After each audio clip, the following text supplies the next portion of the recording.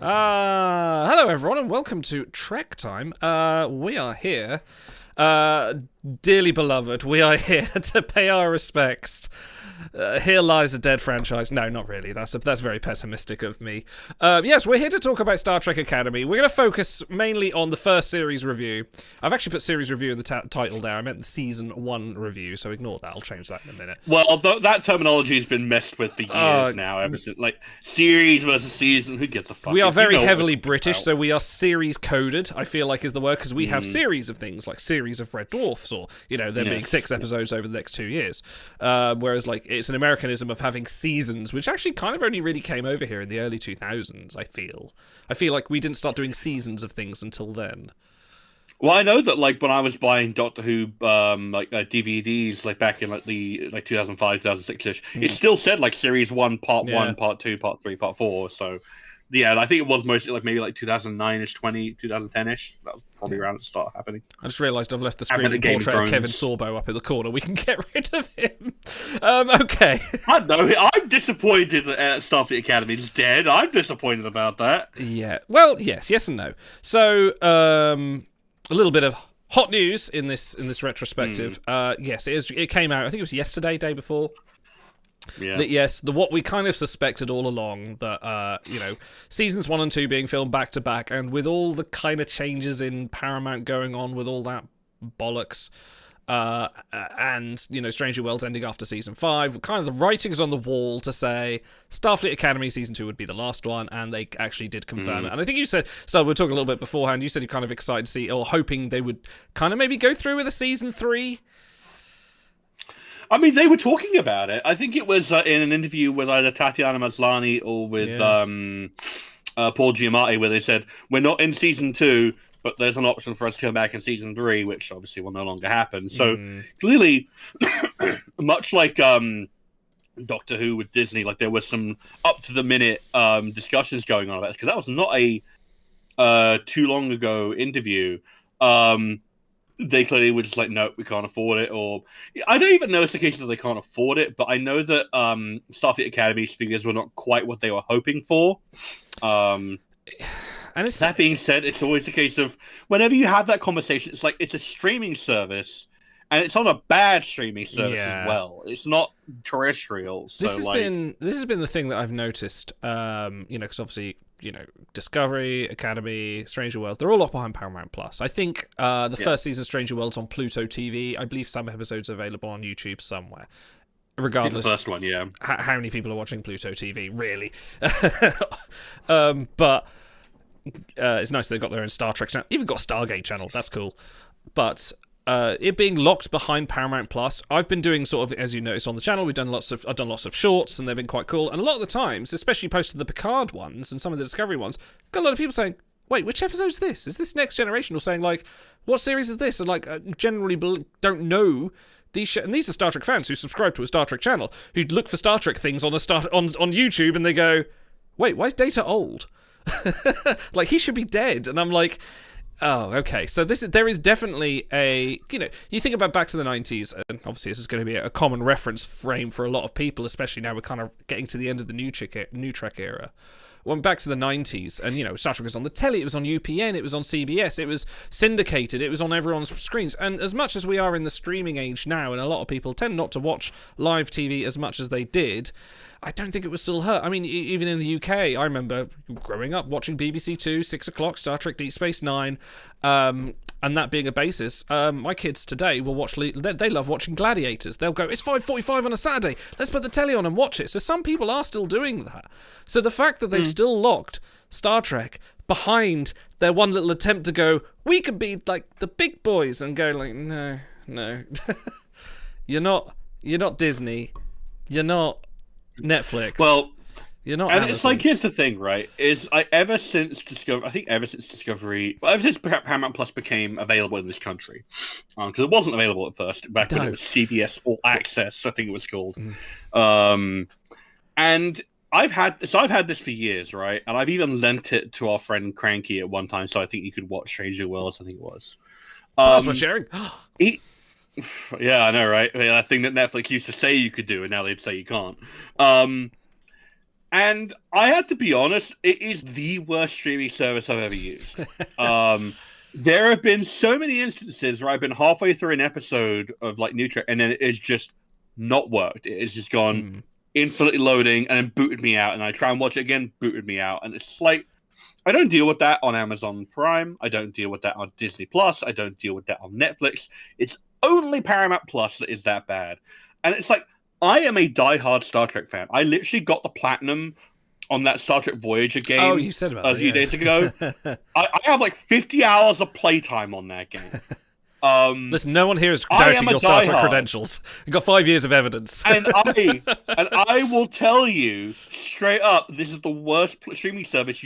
I can't, in good conscience, say that you should get it because it's bad. So on top of that, and so when they go back to the original point, when they say like, "Oh, we don't think it got the numbers," and I'm thinking, how the fuck could it? How can you measure your shitty platform and try and give this new series a chance? And not just, well, you know, there's something we can either get into or not, but the usual fucking hate tirade campaign of people who just hate anything new or anything that resembles not in my day, you know.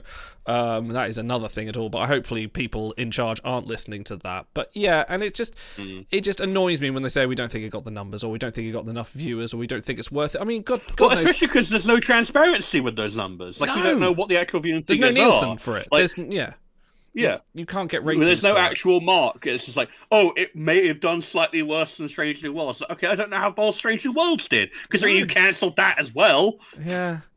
And I feel like, you know, there's always the common example of like, if Star Trek Next Generation had launched today, as the status did, they get to season 2 and go, no, fuck you.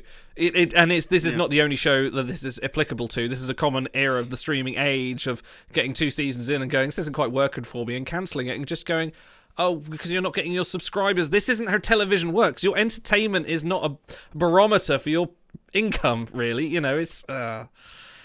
Well, this is like the problem, isn't it? Is that ever since private equity took over everything is now a reach for the bottom dollar. And it's like, okay, cool. Have you considered growing your brand properly and organically? And they're like, no, everything will be gated. Merchandising. And here's well, yeah, this is another thing. It's a joke, but it matters here.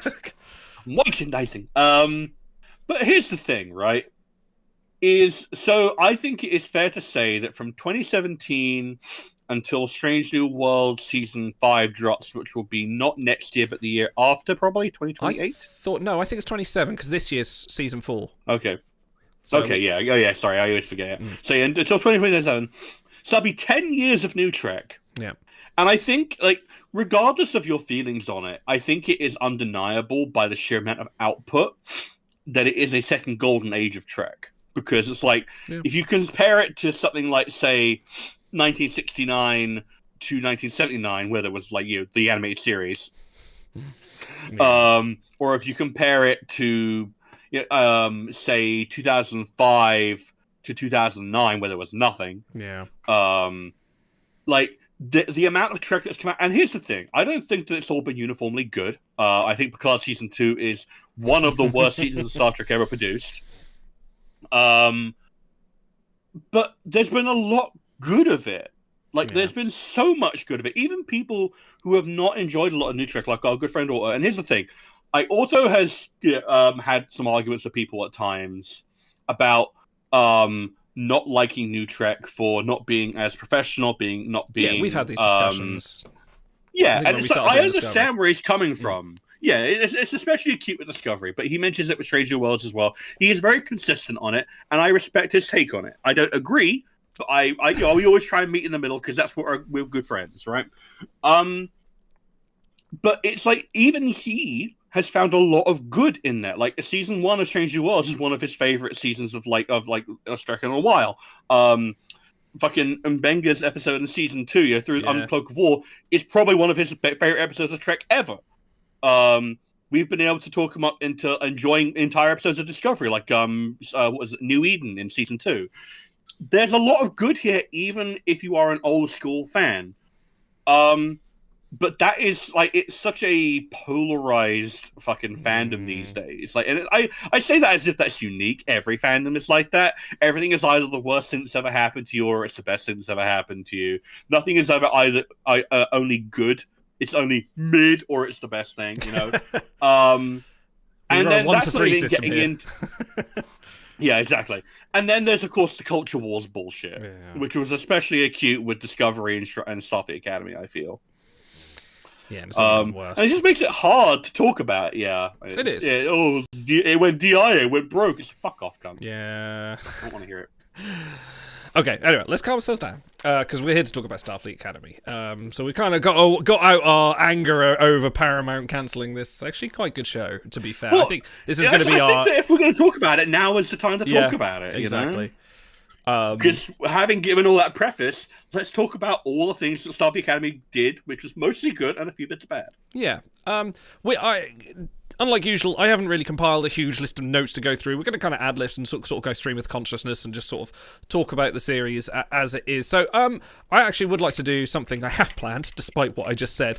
Stars, I'm going to read out to you the original descriptions for the show that were there before you watch the series, before or after the series. So, StarTrek.com described the show, and I'd like actually you to tell me, do you think these are accurate to what they brought to the table? Because a lot of shows will do the whole kind of like, here's a spiel, and then you actually watch the show and go, this is something else. And especially kind of prominent with Star Trek a little bit, where they'll kind of, going back to the adventures of James T. Kirkham. And like, no. Well, I mean, like, if you think about what Voyager advertised itself as being about the Marquis. yeah. Civil War. Okay, so StarTrek.com described the new show as Star Trek Starfleet Academy will introduce us to a young group of cadets who come together to pursue a common dream of hope and optimism under the watchful and demanding eyes of their instructors. They will discover what it takes to become Starfleet officers as they navigate blossoming friendships, explosive rivalries, first loves, and a new enemy that threatens both the Federation and the Academy itself. I'm gonna read them all out for you before. Yeah, I'll read them all out and then we'll talk about it. And I love there's another show, a podcast I listen to called My Brother and Me, where they do like a Munch Squad thing where they read out product reviews or product marketing statements for food, and this always reminds me of this. So Dominic DeMeglio, Chief Marketing Officer and Head of Data at Paramount Streaming. You're doing a bad fucking job, Dominic. This is your data. Anyway, he says, we are excited to introduce Star Trek fans to a whole new generation of Starfleet officers in training as they navigate the rigors of the Academy and the brink of adulthood in Star Trek Starfleet Academy. Introducing new characters and compelling storylines, this all-new original series will serve as a fantastic addition to the franchise and Paramount Plus, bringing new generations of viewers and long-term Star Trek fans alike together to enjoy the next chapter in this iconic franchise. Last one. President of CBS Studios, David Stapf, further stated, as we continue to explore more of the Star Trek universe, we're thrilled to bring Star Trek Starfleet Academy to fans around the world as the next chapter in this expanding franchise. Alex Kurtzman and Noga Landau's vision is a smart and thrilling take that celebrates the core principles of what Star Trek has always stood for, but through the eyes of the next generation of Starfleet leaders. So those are the kind of the promos that went out there. Do you feel, from what we've seen so far, they've got up to that? I feel like that's broadly accurate, but I feel like they basically completely buried the lead on all of Caleb's story in that. Caleb's story does not factor into that, and you and I were both very ambivalent about Caleb for a while, and he kind of came together in the last half of the season, I think. And it's a thing of, like, the character itself we were ambivalent on, but I thought that especially the introduction of him and the purpose of the character was really interesting. So, guess what, guys? This is a retrospective. We're going to be spoiling shit. It is a bold take to actually run with the ball that Discovery put down and say, during the burn, the Federation was in a really dire state and bad decisions got made. I feel like that is a really interesting thing to say. And I appreciate that at no point did they ever say, actually, this was the right thing to do. Because if you think about it, you could draw a lot of like comparisons to stuff like the ISIS treatment of like immigrants or natural... What the fuck? You just worried yourself. I didn't even. Can you not do that in the middle of the stream, please? This is a family show. It's not me too. Yeah, so like the way that like the Starfleet treated Caleb and his and Anisha um was not good. It was unkind. It was not very Starfleet, and it was more equivalent to what ICE would do to people. It was like separating parents from their children and treating them like freaking criminals. And yes, it was oh, she went to a rehabilitation camp. Okay, yeah, sure, but like it's still separating her from a child. And I think it's like fairly bold to do that, and then to actually interrogate that decision. Um, from Nala's perspective, from Kayla's perspective, from Anisha's perspective. Um, and I don't know. Do you feel like it was better that they made that a surprise, or do you think you would have preferred to know that going in? Well, I kind of set myself up to be a blind. I didn't watch too many trailers or kind of read too much into it. I kind of wanted to go in blind a little bit because I didn't want to be because I already kind of had a negative connotation a little bit with the show. I was a bit like, as much as I like the CW-ness of it all. Which I don't mind because I've watched a lot of CW shows. I've watched a lot of Arrow and Flash. I'm used to a little bit of teen drama in my superhero shows and things like that. I'm fine with it. I'm not bothered by that, and I actually expected it. And some of the stuff that maybe people complained about in this, like, oh, a lot of the kids talking and they're being immature, and I'm like, of course they're being immature. They're like 14 years old. That's to be expected. I don't mind that so much. But yeah, as to being surprised on it, I thought it was interesting. Like you say with Caleb, I really didn't really like him at all. I was just like, oh no, and part of it is my brain kind of going like, I can see why people complain about him because he can do it all. He's an expert hacker. He knows kung fu. He can fly a shuttle and crash it, and he knows everything about spatial mechanics. But I feel like as they went on, they found out, oh yeah, he's not great personably. He's had all this history in the past, and actually he does lean towards more of the engineering side of things because of his mother and because of his upbringing. So I did warm to him a little bit more in that regards. But yeah, it was interesting. I knew there was some angle that Tatiana Maslany was not going to be like series regular kind of thing, but she was going to sort of sit in the background. So I kind of wanted to sort of let that organically come in rather than be spoiled on it.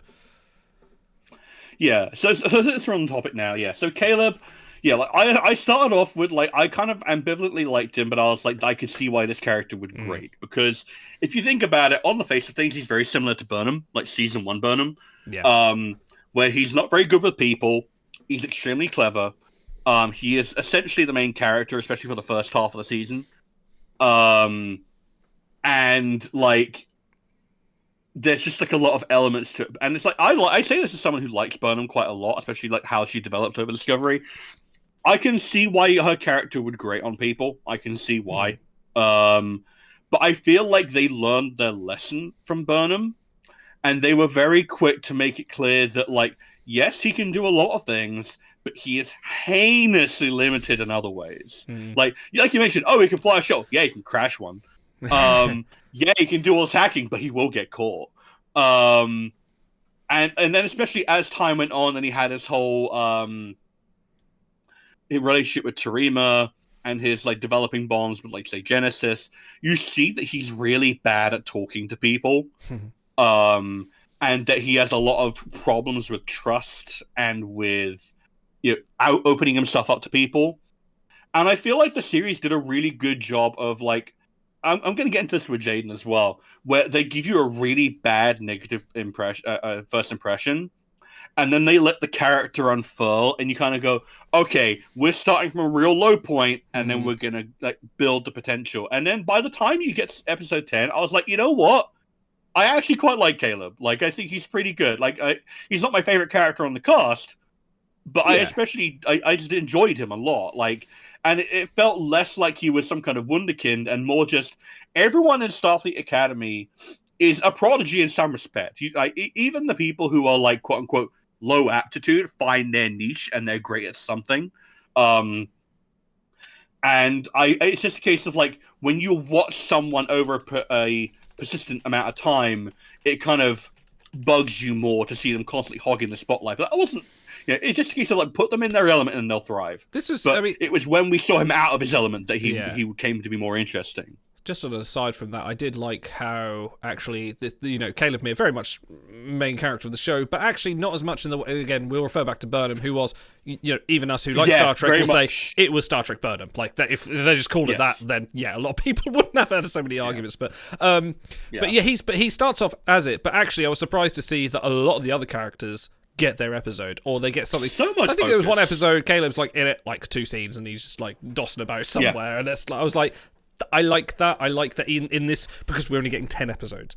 We're getting like a lot for Sam and things. We'll get onto those as we get there. But it was actually nice to see them actually fleshing out these characters. Because can we talk about the pilot and talk about our initial introduction? So if we're going to talk about the initial introductions to Caleb, we've gone over. How did you feel about the first impressions of some of the other cast? What was your sort of like first thoughts as they sort of came into your ocular receptacles? So Jaden very much. So I'll start from the top and work my way there. So Noose, I never really liked. Okay. I was like, I only kind of like went down on him as time. I feel like honestly, if episode 10 did anything, it actually redeemed this character a little bit by having the characters textually point out, by the way, you're a loser and an idiot. I thought that was like good. The show acknowledges that this character is not what he thinks he is. I like Denisha. Like, I think Tatiana Maslany is an incredibly talented actress, and I'm glad that she got to do something of real weight in this series. My first impressions. I'm Jaden, and I talk very slowly. So here's the thing. Jaden, I was initially very excited for, because unconventional Klingon, that's my shit. I love explorations of Klingon culture. Worf is one of my favorite characters, precisely because he is simultaneously the ideal Klingon and also the worst Klingon. He is both at the same time, and that's a great contradiction. And Jaden, I was like, did you guys not go for a proper casting procedure? Because this is a very stilted delivery. He talks and then like this. Yes, it's very, very stilted. And I was like, I'm not sure about this. Sam was way too hyperactive. Yeah. I thought she was going to wear on my fucking nerves, man. Genesis, I didn't get a very strong impression of, like, straight from the off. And I feel like they did a much better job of filling her character. I think she's kind of got the Una thing of, I want to see more of her in season 2. I think they said they would do that, but I'm looking forward to what little time I'll have left with her. But I sort of generally liked her. And Derham, I disliked from the off, but I did think he was interesting, precisely because it's like, he's a dick, but he will still do the right thing for the group. And it's like, yeah, exactly. Yeah. Like, he reminded me a bit of you're a comics guy. He reminded me a bit of Flash Thompson. Okay, where Flash Thompson early on in the comics is kind of just a jerkwad to Peter Parker, and then as time goes on and he develops as a character, he turns out no, he really idolizes Spider-Man and believes in heroism. He goes off to like fight in a war and like he's a veteran. Then he becomes Agent Venom. Like so much development, such an actual hero of a character. And like I didn't realize at the time, but I was like, okay, I can see that we're gonna a lot of growth is gonna have to happen here. So those are my sort of like first impressions. I really like Nala right from the off. Like Nala is just, she's from a very different show, and I feel like that's it's intentional. Yeah. She is a fully formed Star Trek character, dealing with characters who are working their way to becoming Star Trek characters. That's completely in keeping that she feels apart from them. Vance, I was really happy to see. I love Oded Fair. He's a great actor. I will say I was not sure about Laura Thok. It took me a little while to kind of like it did. I think it was the 1-2 punch of realizing that was Jeannie Yashari and also realizing her interplay with other characters that really warmed me up to it. But I was a bit, this is a bit much to begin with. But so what about you? The moment, just talking Laura Thok, the moment that made me cackle was just her and Reno talking about what they're going to for dinner. I was like, I want Klingon. It's like, yes, darling. Yes. It's like, okay, I love this character and I need more. It's a shame we didn't get more Laura Thok at the end. I was like, I need like an episode of her. Like when she's on the bio bed as well, as like, you will heal me or you will die. You know, I will not die in this bio bed in your hands, cadet. She's such a good drill master. I love it. Yeah. Such a good character. Anyway, so yeah, I'll go down the list. So Jaden Cragg, I feel like in my head I was just like, this is a pilot. They're gonna have their brief introductions. Everyone's kind of gonna give a performance, and it may not be that ideal one due to the scenario. And plus, they're still feeling out these characters. But Jaden, I think, definitely grew. I'm still not as keen on his way of talking. That just feels like he's. But then, if you think about it, he's a very shy Klingon, which is a weird oxymoron in itself, and he's very restrained. But he does get quite a lot to do in these 10 episodes, and especially his episode. Is a great episode. I really do like that one. That's kind of one of my favorites of the series. So, and his relationship with Darren Ramey, because obviously he gets with Kyle, but there's a little tension with him and Darren. I'm like, that's a little bit, here for that. I'm kind of here for that. That's cool. Darren, you're right. I didn't like him at the start, but I was like, okay, so he's very obviously telegraphed as the guy that's going to be antagonistic, but actually is going to be everyone's best friend in the end, and that is how it happened. But I actually really like Darren Ramey as a character. I like his actor as well. I feel like he really does sell the part well. Aside from the vomiting, charisma. He does. Aside from the vomiting glitter, I'm not so sure about that, but fine. That's a bit twee, but that's fine. Yeah. That's a little bit okay. Fine. We'll put it on the list. Genesis, I'm still kind of feeling out a little bit. I'm still not sure on her. She's kind of got a bit of preppy attitude to her, but obviously she's got the father figure of her Admiral above her. That kind of sort of casts a large shadow, but I don't feel like, even though we've had a couple of episodes where she sort of had her moments, I don't feel like I've got a feel for the character yet, which is a shame because I kind of like what could be there. Sam, I loved from the start. I love that hyper energy of just teleporting about and just being kooky and weird. I was just like, yeah, this is the edge that's needed. I think it was the first or second episode where she's like pacing after the Doctor, just kind of going like, so you're gonna be my mentor, yeah? We're two hologram buddies. And I was just like, oh yeah, this is perfect. I need this. The one character I don't know if you mentioned him actually, Terima. Oh yeah, Terima. Yeah, I actually really liked her right from the off. Honestly, like I really liked her and Caleb's chemistry.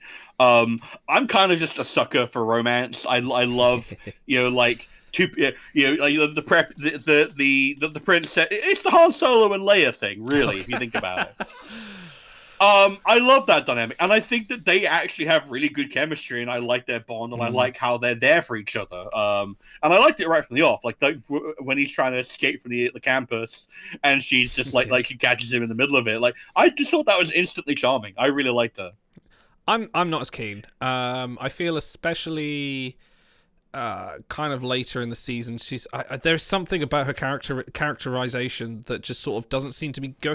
I feel like they've done everything they can with her a little bit. Like they've taken the inhibitor out, they've shown she's like very powerful, and they've involved her in the relationship, and then she's got sort of like being the reason her father became mute. And I'm just not kind of feeling anything from her actress either. And the problem might be she looks too much like a young Rachel Weisz, and that is so distracting to me. From The Mummy? I know Rachel Weisz. I'm just trying to connect uncanny. Okay. It's so uncanny. It's so distracting. So yeah, I'm not as keen on her. I love Lyra Thok. I really love Nala Ake. Like you say, I didn't really realise it before you said it, but yeah, she does feel like she's been dropped out another series. I feel like I've already watched 7 seasons of this character having adventures, and she's just such a comfortable fit into this show. She's so warm. She has such a warm aura to her. And she's such a good captain in her unique way. I love the way she sits on the chair. And it's little things like that make someone unique. And you can kind of tell that Holly Hunter's having a lot of fun in this character. Okay, question. Do you know where you know Holly Hunter from? I've seen her in Batman versus Superman. She was the... Senator, yeah. Senator, but there's another one, PhD.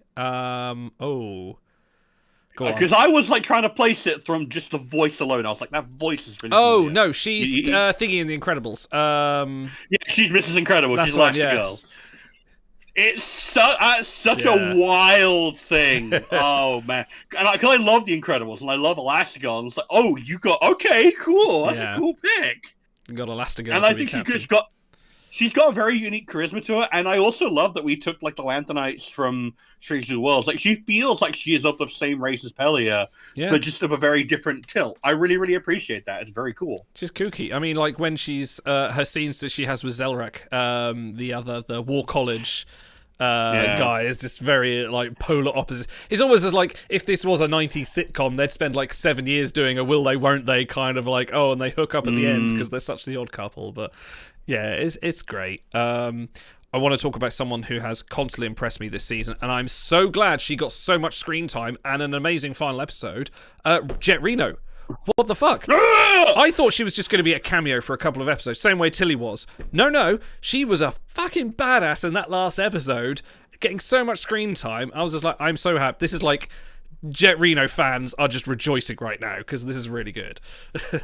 Yeah, no, I was so happy when I realized it, because like, when I saw like the lineup of like USS Athena officers, I was like, okay, well maybe we're not good. Especially when they started, a lot of those characters did not come back like ever. Where's my Becky Lynch?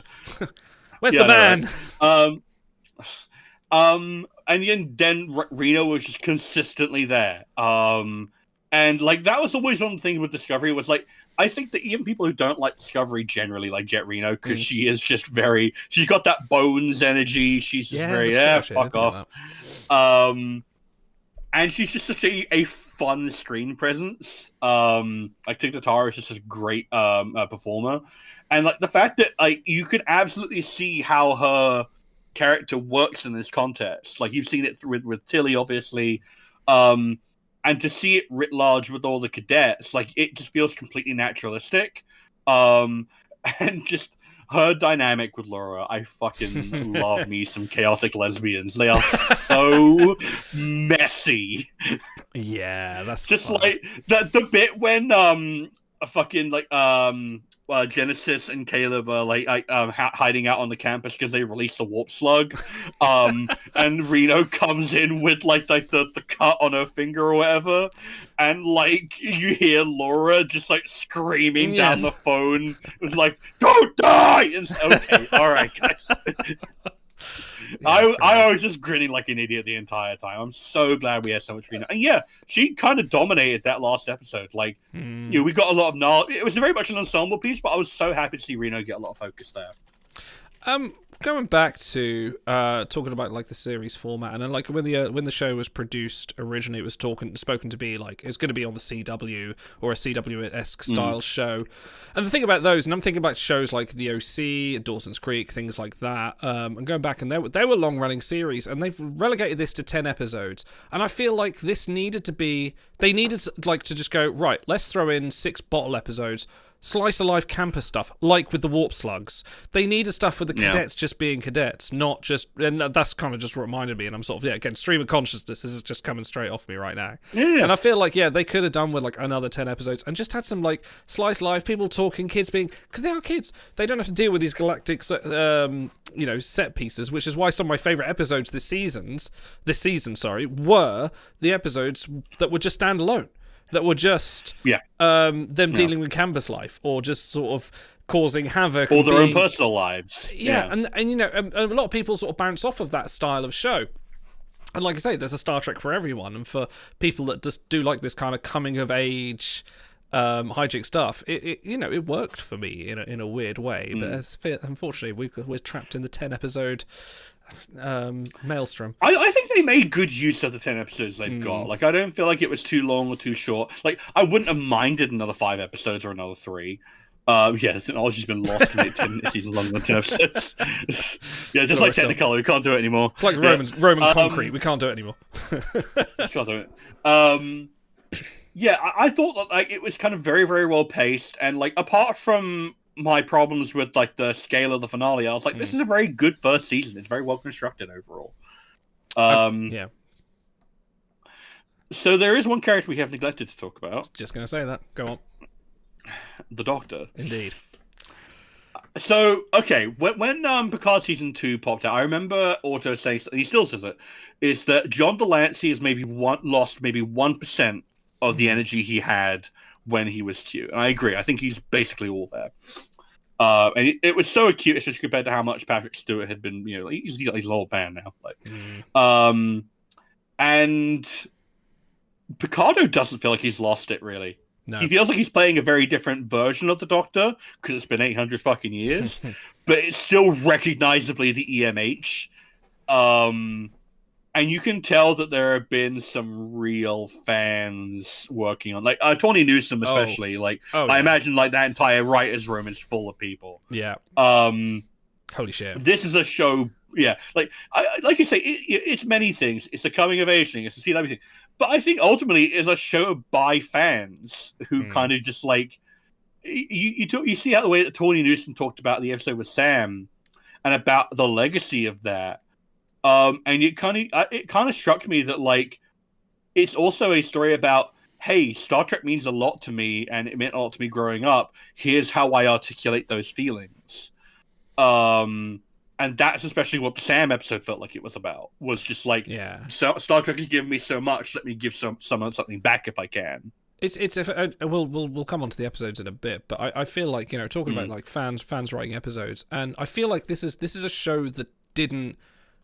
Obviously, we've seen it with Stranger Worlds, we've seen it with Picard, and things that they, there's a lot of pointing at the screen, member berries, millennial triggers to point at the screen, Leo.meme, whatever. There's a lot of things for us to do, callbacks to sort of like say, hey, old fans, we're still cool Trek. I feel like Starfleet Academy didn't do that too much. There was obviously a few background pulls, but it kind of set its own identity, not in the kind of way that the Picard eventually sort of failed in. And I feel like Star Trek is at its best, and individual Star Trek is its best series when it does its own thing. Discovery completely did its own thing, more or less, with a few odd cameos from Spock and the Enterprise and series with Pike. But for the most part, when after the jump to the 32nd century, it is its own little pocket of Star Trek without too much kind of going back and going, hey, this is a small universe, so what are the odds of bumping into this person? Starfleet Academy kind of does the same kind of thing. Yeah. All right, so Boot was talking about the thing with the Doctor and that episode of Voyager. So when do we want to talk about the individual episodes? Like, what else do you want to cover before we get to that? Just last factor on the Doctor as well. We are in the renaissance of Picardo, really, because he cameoed back on Prodigy Season 2 and was incredible there. I say cameo, he was in every episode that season. And also, coming back for this, and he was just incredible all season. I expected nothing less. I mean, I was expecting him to come in and do a few things. I wasn't expecting him to do a whole bloody opera and the background music for a party. And I'm just like, that was so great. You've just nailed Picardo. You've got him. Okay. Let's go through the episodes. Okay, Kid. I'll just go through synopsis. We'll just quickly talking about them. So, kids these days. Long ago, Starfleet Academy took the finest minds, hearts, and spirits of every generation and taught them to be lifelong explorers of space, our final frontier. Then one day, fate handed us an unimaginable loss, the burn, and it all went away. So this is the introduction to all the characters, essentially, and the introduction not just to the crew, but to the Athena, to the sort of state of the world as it is in 2196. 3196, I believe, is when this is set. So, yes. Yes. Yeah, so whenever you have to talk about a pilot episode of Star Trek, you always have to kind of come down to, we're learning a lot of new things. You're internalizing a lot of background detail. You're internalizing a lot of backstory. You're internalizing lore, especially if it's in a part of the universe we've not been in or a part of the timeline we've not been in. No, you were technically in Picard Season 3. Sorry. Technically. There's just a lot of stuff to take in, and it can always feel a bit overwhelming. And then there's also the fact that you are literally watching the most baby, most nascent, most fetal versions of these characters you will ever see. Like, if you think about Riker in Farpoint versus Riker in, let's say, Pegasus, they could not be more different characters, really. Like, they're played by the same actor and they are the same character, but they've gone through so much development. So you always have to kind of keep that in mind before you kind of go too harsh on the pilot. I thought it was a pretty decent pilot, honestly. I thought it did a very good job of reintroducing the 31st century, or actually it would be the 32nd century if it's 3196. Yes. Really good way of reintroducing that and the stakes of the burn without rehashing it. You get kind of a quick shot of Don't most mention of the your button. main characters. Don't mention the button. What's that, Major? You meet everyone very briefly, but it's mostly a Caleb episode. And I feel like it was a pretty decent episode. I don't think it was my favorite of the season by a long shot. Like, there was a lot of ones that came after it that were better. Yeah, it was. But it's a pilot. Like, whose favorite is ever the pilot? Like, apart from Strange New Worlds, which has an amazing pilot. But Emissary's good. I like Emissary, but anyway, it's not my favorite of the series. Emissary's very good. That's true. Yeah. But yeah, this was a an hour and a bit long movie to me. This is like the first film that sets the spin-off going. That's how I kind of felt it treated itself, because we had a lot of action and a lot of kids saving the day and like a lot of Starfleet crews being very ineffective, which kind of bothered me quite a bit because they had a full complement and it was just the kids that saved the day. But you know what? That I in my part of my brain is just like, of course they're going to do that. That's what this show is about. Well, here's the thing, right? It's like, I was just about to say, guess what? How many episodes of TNG was saved by the boy? Yeah.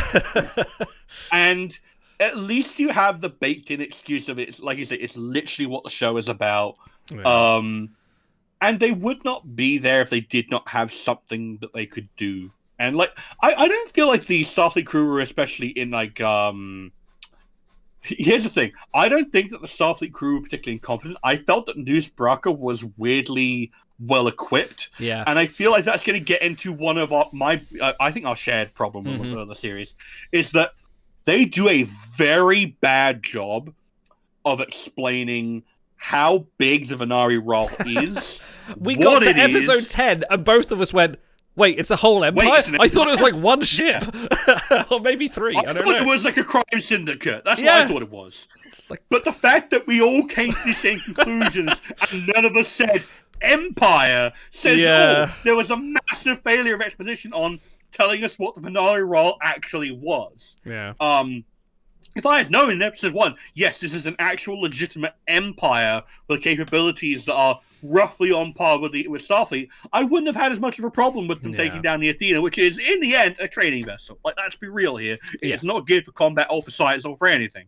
Booter also, he thought it was one dude and his goons. Yeah, that's what the show kind of just shows you. And it at some point, in amongst everything else, there would absolutely have been time for a 2-minute segment where Vance and Nala talk about what the Venari Wall is, what the capabilities are, how much of a problem they are. Like, I'm thinking of Discovery Season 3 specifically, where they outline exactly what the Emerald Chain is and how much of a danger it is, and you understand that, yes, Osira is basically just a thug.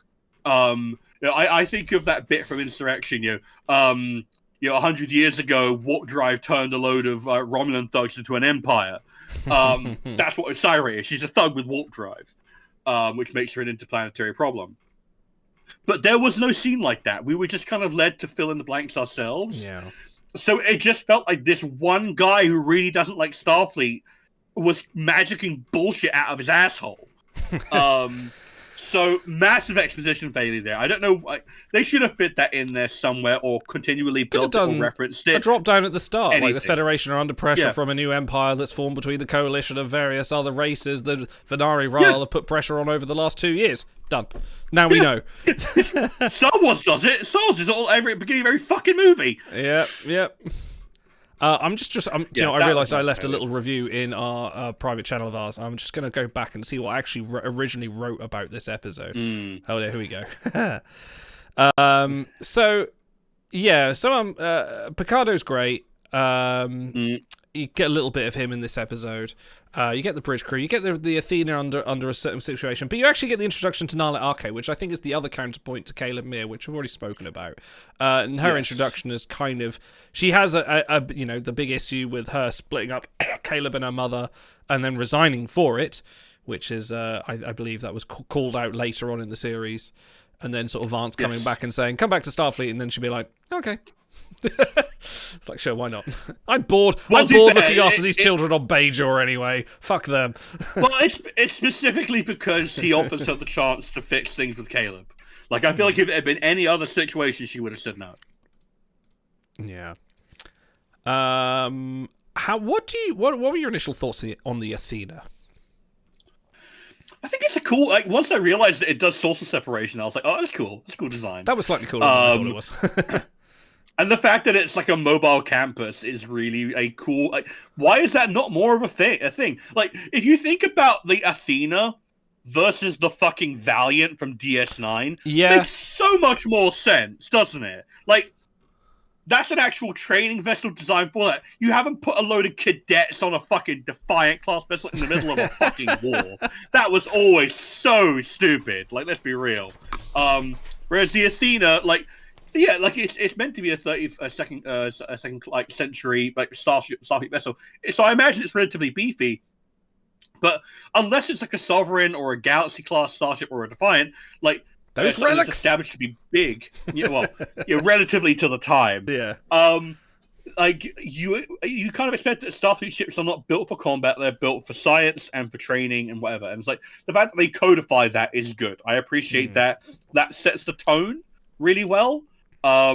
It's a very interesting design, but I feel like it fits within the 32nd century's design lineage. Like, there's a lot of weird designs in 32nd century Starfleet. I'm one of the not people all of them are to our taste. We've talked about that, but I actually don't mind the 32nd, the whole detached nacelle things and the design philosophy they've kind of got going on. I kind of like it. It's kind of a little bit all over the place, but that's kind of to be expected after the burn has sort of ruined everything, and you're kind of pulling together scraps essentially.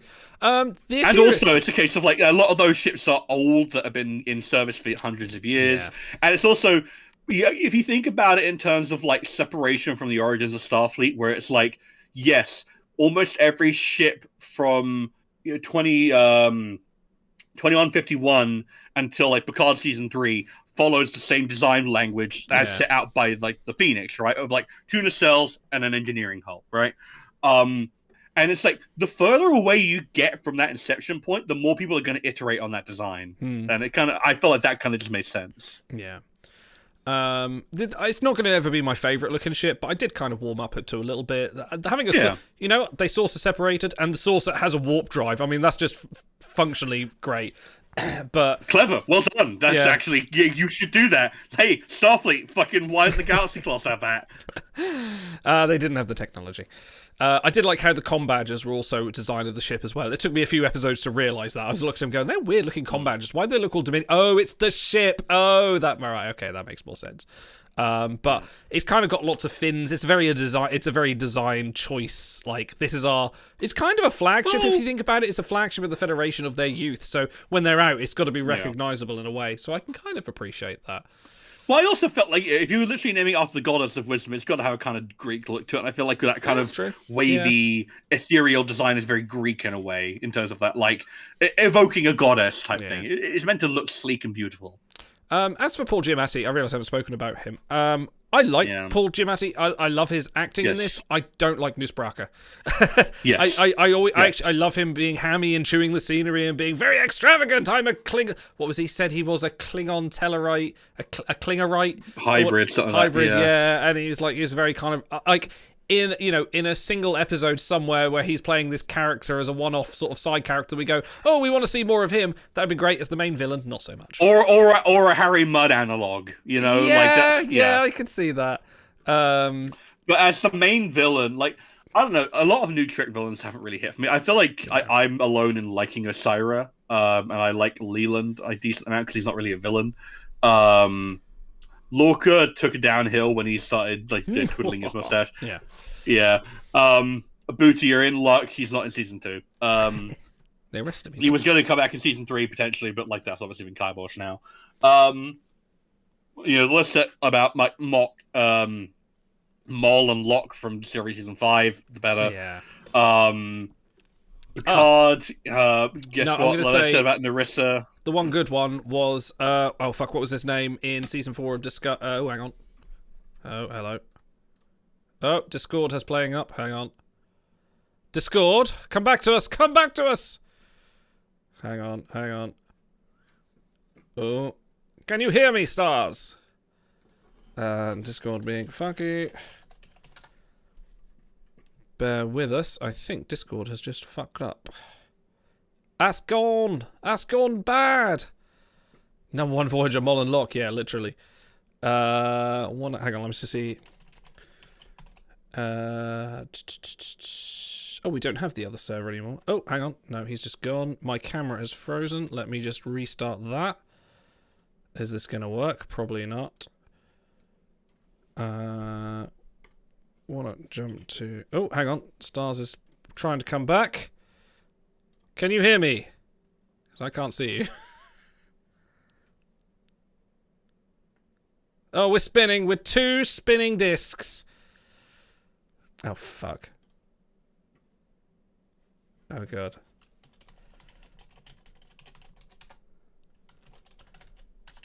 Hang on. We're just going to see if we can switch to a different server. I think this one's being a bit weird. You have me. You have me. Right, we're going to just try and go to a different server. Please hold. We're going to go somewhere where someone can invade us. Let's go into here. Whoa! Hello, can you hear me? Can hear you, yes. You can hear me. What's going on there? Right, let me just sort something out on stream a second. It doesn't like our premium server. Right, give me a second. I just need to tweak this to there. Haha, right, that's 1. And 2. Right, we're back. I don't know what happened there. Sorry about that. See, here's the thing. You were about to tell me what the one good villain in New Trek has been, and guess what? The answer is Discord. The answer is fucking Discord. Ruon Tarka in Season 4 of Discovery was the best villain so far. And he wasn't really a villain. Good. Anti-hero, Well, he's sympathetic, yeah. Yeah, sympathetic villain kind of thing, yeah. I really liked him. Yeah. Yeah, because, Narissa and Narek were not great. The Borg Queen in Season 2 was not great. I mean, she's a good performance, but it's like, it was not a... Well, because Season 2 has a lot of problems, and it's like it was not focused. I can't wait to because Season 3, I liked Vasek, but then she got, like, completely cut out at the knees. Yeah. Strange New Worlds hasn't really had a villain apart from the Gorn, and I don't really like their take on the Gorn. I was hoping it would get more fleshed out, and it hasn't.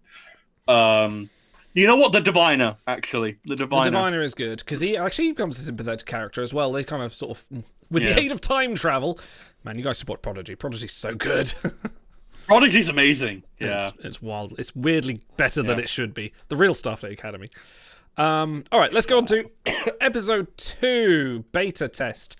With the start of the new academic year, Caleb's unease about his future at Starfleet Academy persists. But when a delegation from a former Federation ally arrives and Caleb is tasked with showing their leader's daughter around campus, he must put his uncertainty aside to discover what life at the Academy is really about. Yeah, sorry, I ended that sentence weirdly. Really about. Yeah, so this was the big beta set episode, which I thought was really, really cool. Yeah. Actually. This is one of those examples of... So one of the problems that people have with Discovery, and I don't disagree, is that it's so preoccupied with saving the galaxy. It can never be a small-scale thing. And see, episode 10 also falls into that trap. But this, I think, is a really good example of how to make things a big scale without making it too big a scale. It's like, guess what? Newsbraker is just not going to blow up the Omega particle mines around the Federation. He just isn't going to do it, because then there'd be no show. There'd be no franchise, right? But the Federation losing Beta Z again and not being able to get them to join, that could happen. That already happened. That happened with Earth. That happened with Navarre. That's completely within the realm of possibility, and it would be a loss. And I feel like that's a really clever way of pitching your stake. I want way more of that. Yeah, I think you can save the galaxy once, but every season is insane. You're not wrong, Booter. Yeah, you're not wrong. I feel like, I think it wasn't until this season I was a bit like, okay, now they are doing it. But I feel like Star Trek had, especially this iteration of like 31st century, is a problem with scale a little bit, because the Federation is simultaneously a scrappy band of ragtags, and then all of a sudden, actually, they have galactic power and giving dilithium to everywhere. They've only had moments like with Nala Arke and the sort of the courtroom scene at the start of the show, where they kind of show, oh, this is the Federation and its post-burn desperate era. This is things looking like they're starting to lose their morals, they're starting to lose their integrity. This is the kind of stuff I needed to see like earlier to kind of go like, I am a lore nerd. I like to know where my dividing lines in the Federation are. What's the map? What's the situation? What's going on with the Dominion? What's going on with the Klingons? And we do get those answers eventually, but it feels like throughout a lot of like the 3rd and 4th, 5th season Discovery, it's kind of like they've gone from like Federation's like, oh, they're hiding, and then they're here, they're back. By the way, we want our space back. We want things to go back to the way they were. Can they be? And so this episode's kind of a little bit of that, but not as much. And it was kind of reiterating on episodes that Discovery did with Earth, with Navarre, with Trill, and sort of bring it back, but kind of making it more the focus around the cadets and having Tarima be the daughter of the delegate ambassador, and this upstart kid in Caleb going around is like, well, I'm going to sleep with your daughter. Just kind of like, yeah, that's good. I enjoyed that. Well, it's also just like, say you've never watched Star Trek before, and say you don't know what a Betazoid is. This is a really good introduction to them. In fact, I would go as far as to say this is a way better introduction to like Beta Z and Betazoids than we got ever from Deanna. Because like Deanna not only is fundamentally cut at the knees by like the show's refusal to let her be useful consistently, but also she's not even a full Betazoid, so she can't read thoughts because that'd be OP, and we'd have to write that out. Yeah. Whereas here it's like, here's Beta Z, here's what we do, here's what we're like, here's like what our strengths of our culture are about, and it's like I got a way stronger idea of what Beta Z is and what it appreciates and values here than I have in a lot of like classic Trek. Well, really. Yes and no. I feel like there's, because obviously we've got a very good history of what Betazoidians are like, you know, because with Deanna and more especially Loaxana, and you get the idea of the strength of the telepathic powers. I feel like there's a little, and bearing in mind, yeah, there's now 1,000 years apart between these two iterations, so the race may have changed somewhat. But I feel like they've definitely dampened down on the telepathic powers, and they didn't quite explain. I feel like Tarima she's displayed as the wild card. She takes that inhibitor off and she will fuck shit up. But I'm not getting the impression from her brother that he's like, he can read minds, or like there's not, in future episodes it feels like she's kind of human. But she's the weird one because she has the telepathic powers instead of being... I mean, I'll be real with you. If I told you that Deanna was also human, would you believe me? Well, she is. She's half human. Yes, yeah. It does it feel more than half? But I mean, like, yeah, but she is. I mean, Tarima is a full Beta Z. Like she is, but it's. I don't know. I don't know what I'm trying to say. I feel like in terms of like, I think if you're taking Occam to task for not feeling like a Betazoid and that he doesn't read thoughts, well, okay, not Occam. You have to take Deanna for it as well, because like Deanna is basically the poster child for Beta Z, and she's not a typical Betazoid in any way or form. No. Really, like. If anything, Loaxana is, and you don't get enough Loaxana, but you get a lot of her over like multiple seasons of multiple shows.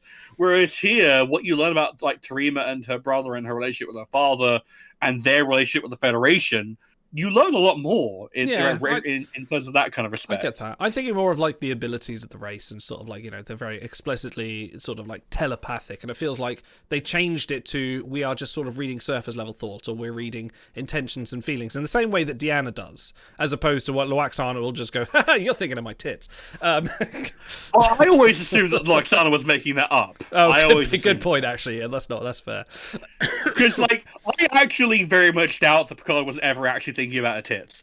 But she says it, but no, I doubt it. But it's like what I think of when I think of like the level of Betazoid intuition is of the Drumhead, where Satie has that Betazoid aid, and she relies on him, but he's not reliable either. Like, it's not Jean Grey level telepathy. It's never been that. I think it has always been surface level telepathy. Interesting.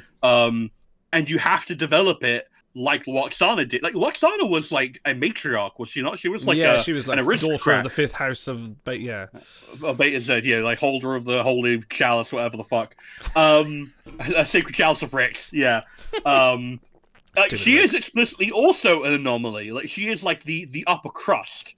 She's she has her mental faculties well developed.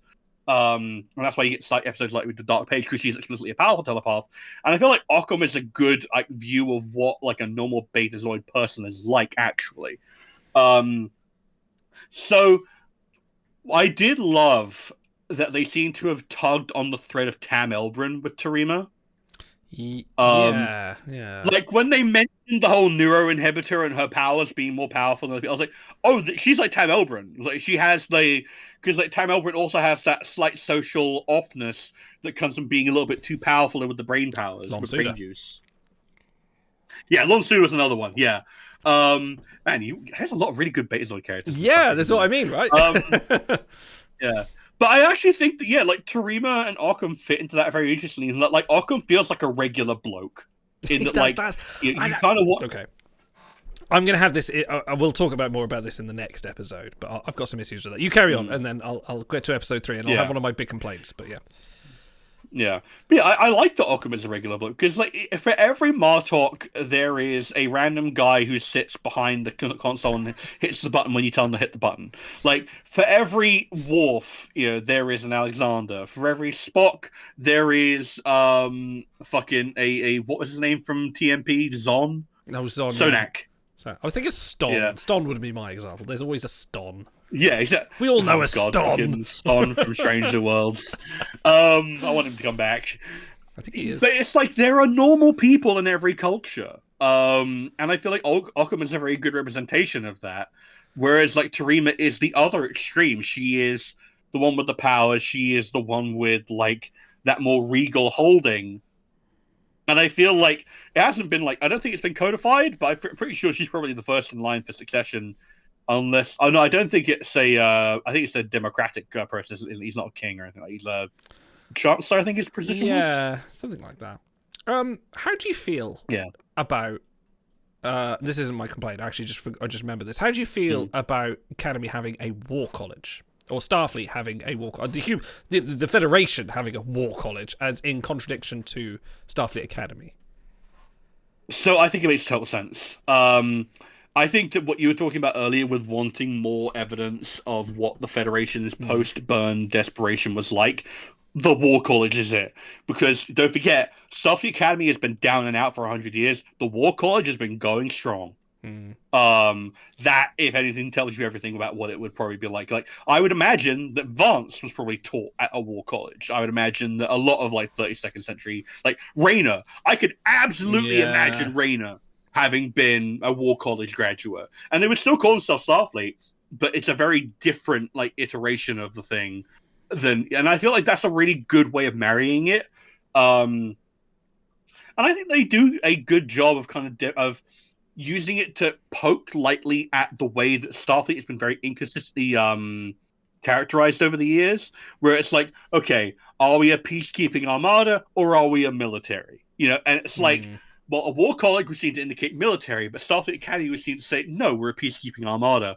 And the tension between those two, as exemplified by Nala and, what's his name? Kelrick? Kelrick, yeah. Kelrick, yeah. Yeah, that kind of epitomizes, I think, what the meta frustration has always been with Starfleet, that they straddled that line. And I feel like even the characters struggle to deal with that line. Okay. Yeah, it makes sense for the burn area. You're completely right. It does, yeah. I feel like the War College is a fine addition, and I imagine at some point they'll unify in season 5 of Starfleet Academy they'll unify, and yeah, it'll become one thing as they kind of work out the differences and work out what the future of the Federation is. Okay, let's go to episode 3. Sorry, what was your complaint, by the way? I'm getting to it. We're coming to it. While the cadets compete to join an elite team at the Academy, a battle of escalating pranks breaks out between Starfleet Academy and a rival school. Tensions rise fast, threatening their newly emerging bonds and a blossoming romance. Okay, this is my big problem with Starfleet Academy. And we've had some discussions about this before. Star Trek is an American show, okay? But my problem is the Academy kind of feels like an American college. Even the aliens that come in and be American high school students. Like, even, what was his name? Sorry, Tarima's brother, I forget his name. Ockham. He comes in. He's just like, yeah, I'm pro. I'm lifting weights. Yo, what? You know, I'm expecting someone with a broccoli haircut to walk in and start like live blogging or something. You know, it very much, and this episode especially with the sports team rivalries and the pranks. And I'm like, am I watching an American college film from like 1986? This kind of what kind of broke the wall to me, and I was a bit like, I want a little more alien. Like Discovery's done good at being like alien. Strange New Worlds has done good at like having those little alien things come into this American focused show. Because God knows, you know, the starship's name is Enterprise. It's a very American thing, sort of following on Gene Roddenberry's traditions past the war. However, this is kind of the one that made me step back and go, this as a British person, this does not resonate with me at all. This is not how I went to school. Okay. Well, no, I also did not go to school. You didn't go to school? Yeah, no, me with my first class degree, I didn't go to school. So here's the thing, Idle. I absolutely see your point, but I would make you a counterpoint. Please. Do you also complain when Doctor Who is too British? Okay, but we're not talking about Doctor Who. No, you are right. You are right. The same no, thing. you are Like, right. You are right. Yeah, Doctor Who does spend a lot of time in Cardiff, and that is a problem. And even all the guess what? It's almost like it's a British show made by British people, and it stars a lot of British actors. So but when you go to America, it's. But we're in the 32nd century. Like, this is things. I'm not expecting like cultural things to shift, and you could even say like, oh, it's like a nostalgic look at what they used to do in the 21st century. But the fact is, a lot of the aliens come in, and that, you know, they're still being, you know, there's a sense of uniformity and conformity that doesn't appeal to my idea of what the Federation stands for. Of like this infinite diversity. It's almost like they're kids who don't yet represent exactly what the Federation stands for. I know, but it just feels like it's like. Just sort of like narrowed it down to one. Like, but the thing is, the point is, we have a prank war here. We have like a sports team rivalry, and it's all those kind of tropes from such a, I don't know, limited genre. This is such an original sin for this franchise. Like, if you want to if I want to be really unfair, fucking E Pleb Nista from the Omega Glory, man. Yeah. The only, and guess what? It was bad there. So I'm not saying it's a great example, but there are examples of literally everything you've mentioned that have previously been in Star Trek. I know. I feel like it just came to a point where it's like doing. Yeah. Picard doing big. We watched Best of Both Worlds not long ago, and what does Hansen say about Picard? Oh yeah, he did the big marathon run. Like, yeah, that's not necessarily American, but it speaks to a sports team degree of pedigree that would absolutely feed into this kind of thing. No, I don't know. No sports rivalries. I know. Yeah, no, I know. Overtime makes a great point. No sports rivalries outside the US, that's for sure. Yeah, but they had mascots as well, and that's very much, you know, your sports team, your whatever they had, the Gecko or something else. I'd like, probably they didn't have a tardigrade. Like, the Mugato and something the Mugato. Else. That was very funny. I did like that, but also I thought that was hilarious. Yeah, I did like that, but you kind of got to get an inkling of what I'm saying here, because like I feel like it very much honed in on just like one very specific subculture to a point that everyone just, and it kind of reminds me of a conversation that you know Quark and Garak had. You know, the Federation. It's so insidious. You have to be like them. You have to act like them, and eventually you'll be them.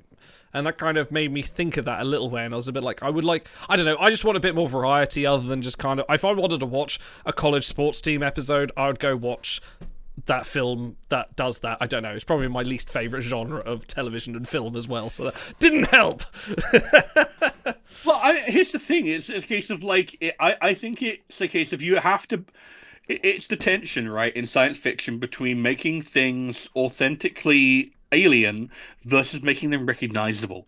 And I absolutely take your point that in the 32nd century, a multicultural, multi-planetary academy like this would be way weirder. Yeah. It'd Especially if be way they've less been to Earth for years. Tropes. They've been out of it for a long time. But I absolutely take your point. Yeah. But is that recognizable to us? No, like, it needs to communicate things in a certain language. Like, all stories have to follow a certain like degree of like a recognizable framework and use recognizable building bricks. I don't understand what the point of that is. All new Trek can only be good sci-fi, not authentic Trek. I think it's I think they're both good sci-fi. Anyway, carry on. Anyway, Yeah, it's like, guess what? New Trek can be good. No, old Trek can be bad. Just as like how old Trek can be good and new Trek can also be bad. It's you take them out on their own merits.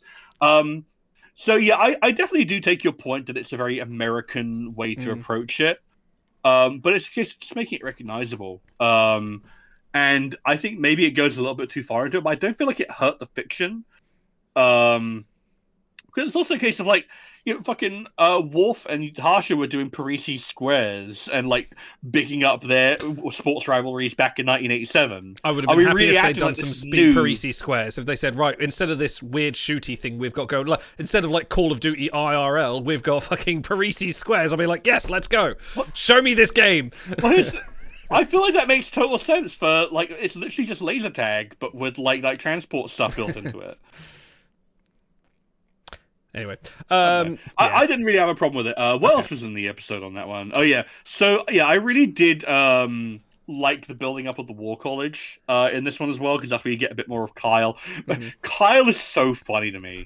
Like we did a whole like what was it 2 streams about you rating himbos in Star Trek, and you didn't get it at all. Here's the thing: Kyle is the literal platonic ideal. Of a himbo. See, I have wondered if the Vulcan bro was and he's kind of dumb. Yeah. Because he had the bro Vulcan as well, who was just sort of like very antagonistic. So I thought, like, he is far too handsome for a Vulcan. Like, that is ridiculous. Look at those eyebrows. I mean, are you telling me that Leonard Nimoy wasn't handsome? Well, okay. Like, the amount of fan mail that man got. Like, come on now. But yeah, the kind of... I just love that moment where, like, everyone's trying to be antagonistic and Carl's just like... I like it. What he says? He says, I like something of Jaden's, doesn't he? It's just like, I like your poetry. Oh, no, because Jaden comes through with like a... Like your speech or something like that. Yeah, it's like, right, I like your speech. Yeah, he just comes like, and they do it in the bar later, and he's just like very... And it's just like, yeah, I like Kyle. Kyle's cool. Kyle's like, you know what Kyle is? Kyle is someone's like significant other who you're always like, oh, hey, I really like that guy. And the chances are high that even if they break up, you're going to be friends with them because they're just good vibes. Yeah. It's good fun to be around. But yeah, it's like especially like the way that everyone like especially the fact that the Academy's way of winning the prank war is through his science bullshit that also narrows down in like on Starfleet's like nature preservation. I thought that was kind of cute. That was fun. It was fine. It got a little Harry Potter though. It was a little bit like a little bit. Yeah. But I don't know. I feel like if you're going to set anything in a school, you're going to compare it to Harry Potter eventually. So, especially our Brits. Especially us Brits. Yeah, we love our Harry Potter. I also, no, I thought episode 3 was pretty okay. It wasn't, like I said, it wasn't my favorite. I think we are starting to get into my favorites. So, like the middle of the season where we get the character focus episodes. That's where I really love it. So.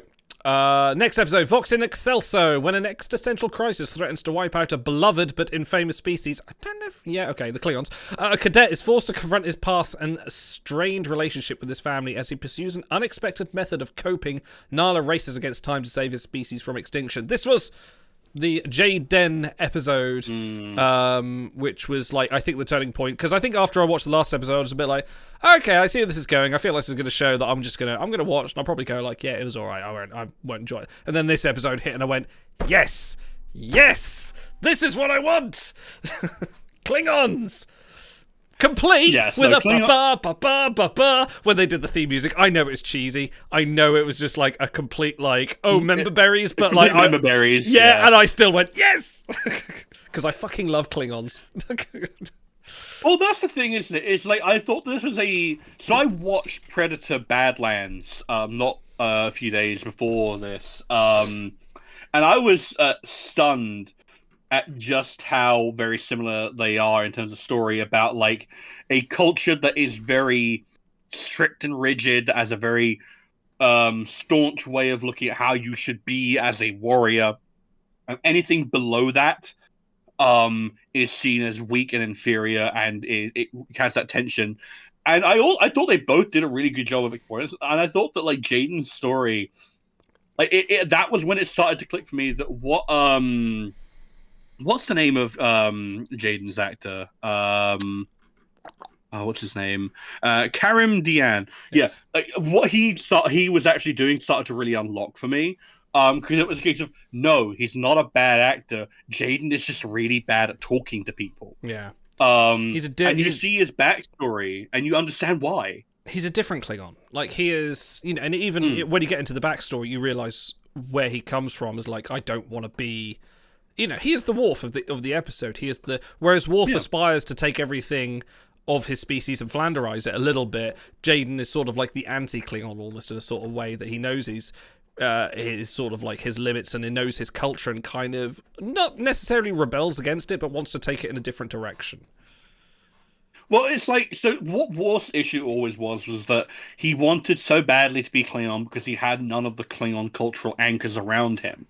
And Jaden has all of those cultural anchors around him in abundance. He has real living Klingons that he can talk to and understand and connect to, but he just doesn't. And it's funny that someone in the chat mentioned Alexander, because he feels like Alexander to me. And like, it's interesting to me that he comes not because he has a figure like Kayla to tell him, by the way, Klingon culture isn't the only way. He just kind of naturally has that temperament and comes around to it. And his story of him and his brother was really, really heartfelt, and I got really a bit like emotional about it.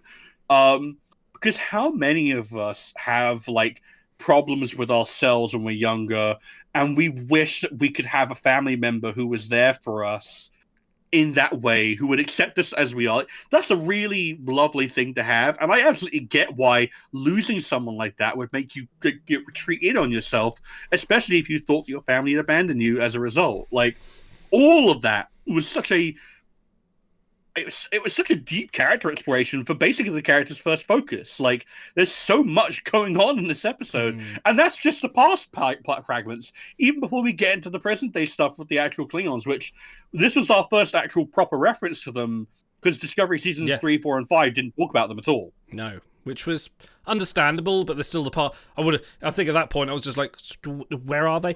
And how do you feel about the fact that they've now destroyed another major race? Because like the Romulans have gone now, the Klingons have all been wiped out, aside from this one group. I forget who the other one was. Oh, the Vulcans in the in the Kelvinverse movies, but whatever. It feels like there's like, here's your big race, and then the Federation as well. To an extent, the Federation have collapsed at the start. It feels like we're taking all these big players and just wiping them off. And here's the Emerald Chain, and although you didn't realize it, the Venari Ral. Well, it's one of those things where it's like, the Romulans, like, they came back together stronger, if anything, with Navarre. I thought that was a really strong story. I loved the whole Navarre thread through Discovery Season 3, Part 3 was great. I enjoyed that one. It was amazing. I loved it. And in terms of the Klingons, I actually think it's a bit of an overblowing of what's going. I don't think this is the end of the Klingons as a power. This is basically the end. This is basically undiscovered country again. We don't know what their praxis equivalent was here. It's probably just like the Klingons falling into. Oh, it was dilithium reactors, I think, wasn't it? That probably the burn as well. It's probably all related. Yeah, that also. Yeah, if you think about like how many Klingons are serving on spacefaring warrior ships, absolutely makes sense that they would get decimated by the burn, just like everyone else did. And so, I don't feel like it's the case of like the Klingons are a non-entity, because it is made very clear that if the Federation enter into a war with them over them claiming territory, it'll be a big fucking problem, which is actually a lot more like classic 24th century TNG with stuff like yesterday's Enterprise. But to be fair, the Federation are kind of stupid in this era. They're not exactly a force to be reckoned with. They'll trip over a toddler escaping an airlock. They lost Caleb when he was a small child. We're not exactly dealing with a superior intelligence here. Where is that superior intellect? Sorry. I like how you say that about a movie in which Kirk fucks up supremely the very first decision he gets on the Enterprise bridge. Yep. But I disagree. I don't think there's 100 Klingons there. The species is not toast. Well, no. The episode ends on a note of victory precisely because the species has been saved. They have a new capital around which to like round around, and I feel like they will now actually be a power to be reckoned with going forward. Like, I feel like this might fall into one of those exposition problems again with like the Venari Ral, where they just don't make it clear in terms of the scale, because Star Trek has historically always been kind of bad with scale. Yeah, like let's never forget best of both worlds. Yeah, we'll have the fleet back in under a year, bitch. What you saying to me? I feel like it's just a case of like they were losing Kronos, like they had lost Kronos before, and they very much viewed that as the end of an era and potentially the death of their species if it was not immediately fixed. And just like before, the Federation pulled like a wonderful thing for them, and I actually thought it was kind of cute the way that they reconciled that and made sure that like we have to make a play of shooting each other. I thought that was fun. It was a fun sort of twist on the kind of like respecting Klingon honor, and they kind of I really did like the Klingon that came aboard that had some history with Nala Arke. I thought he was superb. Like I got very good. Like I want to see more of him. They totally fucked, right? Oh, absolutely. Like without a doubt. Yeah. No question about it. But he was a great kind of almost Martok-esque character. Yes. That had that He's a glue character. That's the kind of Klingon that holds the Empire together. Yeah. Yeah, he was great because he had the leadership, but he also had the sort of the cunning as well to know, like, charisma, I know when I'm being played, but also, like, we have to earn this. And, like, it was a nice... and like I say, like with the previous episode where I want to see some of the alien influences, this is the alien influence I want to see. I want to see, the captains and the crew and the cadets dealing with something that is outside their remit that they have to adapt their thinking for. And that's kind of where this episode is strong as well. It's a little bit cheesy and hammy with having the little play fight at the end, and like and they get the Klingon. I feel like that's a good progression. I like it. Like if you think of it as a progression of what Gorkon was doing, like I feel like Gorkon would have been very proud of that. Like, look at how far my race has come in all this time. Buta, so you have to remember that the great houses of the Klingon Empire, not every Klingon is part of a great house. In fact, most of them are not. Like, the House of Moog is a great house, and there were like 3 people in it. They are big archetypal structures that are more about prestige and history than they are about population factor.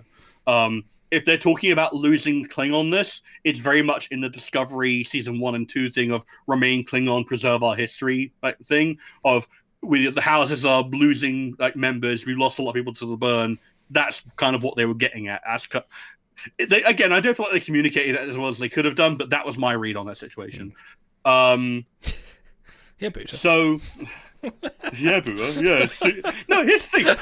I'm rationalizing it, and I am admitting that I think there was a bit of an exposition failure. Like, I feel like there are some very specific things here where they have gone, we want to make this as streamlined as possible, and they've cut out a lot of detail that we would have appreciated knowing. That would have made the situation clearer. And like you said, we're lore nerds. We want to know that stuff. But I understand why those details did not make the cut. And I imagine if you asked the writers, they would have an explanation. It was just a case of, guess what? These episodes are already like an hour long. We can't make them any longer. What did you think of everything with Jaden and Caleb in the kind of debate club like aspect of it? I thought that was kind of interesting. It was interesting. It definitely sort of shows Jaden's character a little bit more. And the nerve, you don't see a nervous Klingon often. Probably once or twice before. Probably Alexander is probably the best example there. But yeah, it was interesting. I think I would need. I need more Jaden, essentially. I need to get more of a grip on his character. I want to see him reconcile with his family. I want to see him grow. I want to see him do a big Klingon roar and just... I know that's probably not his character. But I want to see him do a big Klingon roar and then just kind of like... heal someone. Just go like, I will not let you die, and then stab him with a hypo spray. That's the kind of energy I want from Jaden, but maybe that's not what I'm going to get because I don't think that's his character. But I'm a guy. Well, guess what? We do have a character who will do that, and that's Laura Thought. That's true. Yes. So who was also really good in this episode. Like I really appreciate. Yeah, she had a good speech with him, didn't she? I remember that. That was good. Yeah, that's when you should cut for one of your shorts actually, because I would want to rewatch that scene. I might. It's really, really good. I'm doing a new batch tomorrow, so. Yeah, because like Gina Yashri, like I used to watch a lot of Mock the Week when I was younger. And I always thought that she had a really fun, brash delivery, and she had a very kind of earthy feel to her. Like she was just a bit like, yeah, fuck it, I'm gonna say like the most outrageous thing. Like you kind of have to be like that if you're on the same panel show as like Frankie Boyle or whatever. Yeah. And there's so much of that in Laura, but she also has some of that Klingon dignity as well, and a lot of wisdom. Actually, like that kind of reminded me of a lot of the more introspective Jem'Hadar that you get in DS9. Like, not the brash idiots who are like, yeah, I'm happy to do whatever the founders tell me. I'm thinking of like the ones from like To the Death. Yeah. Was it And Metaclan? the ones who are a little bit more. Yeah. I think so, yeah, Metaclan. Like the ones who are a lot more philosophical about their role. And I feel like there's a really cool marriage there of the characters, and I want more of Laura because, like, what she tells us about her backstory and what like she is like as a character, welding these two pieces together, like she's such a cool character. Yeah, well, I'd like some. I mean, I know we're probably not going to get the episode because she is essentially sort of not a side character, but not like the main focus of the episodes. But well, we can get something with like the Doctor did. Yeah, maybe. Just kind of like seeing like what's happened with the Dominion. Why are there Jem'Hadar houses going around on their own and free Jem'Hadar? Like that's pretty cool. Okay, let's go on. I mean, like, I saw a lot of people have issues with that. No, you're good. Like, we stream consciousness. I saw a lot of people have issues with that. Of like, oh, the Jem'Hadar are like they aren't like that, and I'm like, guys, it's been 1,000 years. They're a genetically engineered species. We don't even know how long they've been around. They could have been around for like 30 years, and we've seen the entirety of their history. 800 years past that, with a Dominion that's been influenced by Odo, I can absolutely believe that you'd have freed Jem'Hadar who have natural lifespans again. That is explicitly within the fucking boundaries of the science within this setting. If you've seen For the Cause and To the Death, no. Not that episode. What's the episode where they get trapped in the Klingon prison planet and Worf basically has a fight with the Jem'Hadar? There is so much sexual tension there. Those two races would get along famously if they were friends. Yeah, it was Inferno, Shadow, and That's right, Purgatory's Light. Yeah, that's the one. Yeah, those two episodes. That's a fucking great two-parter. I love that episode. Yeah. Okay, let's move on.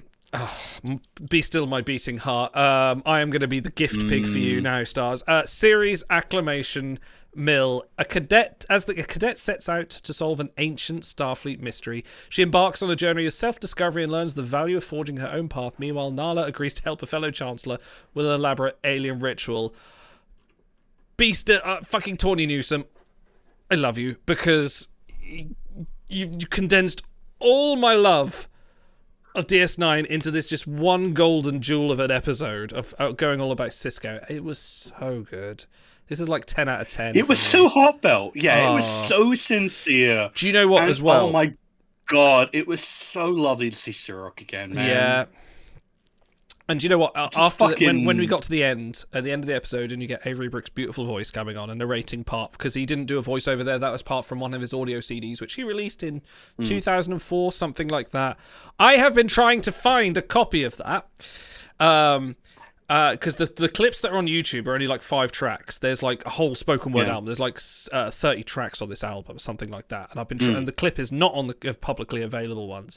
I have been trying to find that CD or any audio clips of it somewhere. I have been completely unsuccessful. I have our CD collectors. I have got people on import watches now trying to find that, and they say it won't be cheap. I'm probably sure it doesn't exist anymore. I'm pretty sure it was said that Cyril Lofton had to go and buy the CD himself from some second-hand retailer just to get this clip of Avery Brooks. So this is my plea to the internet: if anyone has the full CD, please let us hear it. But yeah, what an episode! And it's like I think that like people were saying, okay, it's a bit of a tenuous link in terms of being an emissary, but I'm like, well, why wouldn't I thought it was great. People find themselves in historical figures through the smallest of ways, right? Like all you have to do is learn a single thing about a historical figure, and it instantly becomes human to you. They instantly become meaningful to you. They instantly become a villain or a hero in your eyes. And the instant that Sam learned about another emissary, it's like, no, it absolutely makes sense that this 3-month-old with like all the power and drive of a 17-year-old would be propelled to learn as much as you could about him. And just like guess what? To know Liz Sisko, to quote Ira Graves, is to love him. He is such a wonderfully well-rounded character with so much depth and wonder to him, and he's so very human and also divine. And I loved like stuff like replicating his recipes so that they could all try them, and everyone be like, "Yo, this is the shit!" Though that was so cute. I love the little exhibition. That was great. How did they know about Benji's typewriter, though? That was one I was a bit like, what? How did they know about that? I have to think that maybe he told someone about that. I have to think. It's possible that it came up in relation to, because you have Far Beyond the Stars, but then you also have the sequel episode where he's Shadows and Shadows and Symbols. That's yes. The one. Yes. Yeah, and he's like being played by Dr. Wyckoff. I could imagine that when Esri was like, "Hey, so what the fuck was going on?" He had to explain that to her. I had to start. And maybe that's like. Well, I mean, it's a case of like I could see Sisko I was frantically writing how you could get into the script, into the next season of the show, and be meaningful. Yes, yes. And it's like that is a very meaningful thing to Sisko, just as it was meaningful to Avery. Yeah, we know about a Mesopotamian cough merchant because he sold poor quality ore. You see, he'd done it once. I'm pretty sure overtired that we've established in historic record he did it a lot. He was reputable for it. But yeah, it's like the smallest of details really do filter through, and especially when you consider like data integrity in the 24th century, all he had to do was tell someone once or enter it into a log, and it would have been preserved. But more than anything else, it was for us. Yeah. And especially considering, like, I had a bit of a mixed reaction to it when they established that Ben never came back. Because especially for Avery, who was so insistent on him coming back, that they had to have, well, maybe I'll be there tomorrow, maybe I'll be there yesterday, from What We Leave Behind. And then I kind of made my peace with it by the fact of, Jake wrote Anselm. He finally wrote his masterpiece, and he didn't share it with anyone.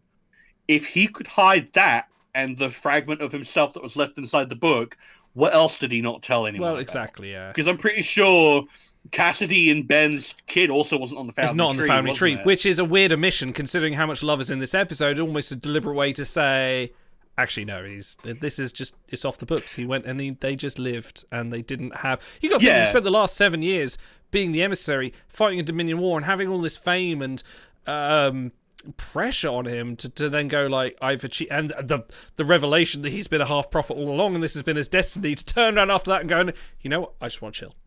I just want to. I feel like he taught the prophets everything he knew, and I feel like there's a few different ways you can view it. You can view it as he came back and then he lived linearly with Cassidy. You think in such three-dimensional terms. Well, I'm going to get into that because I have another theory that I like.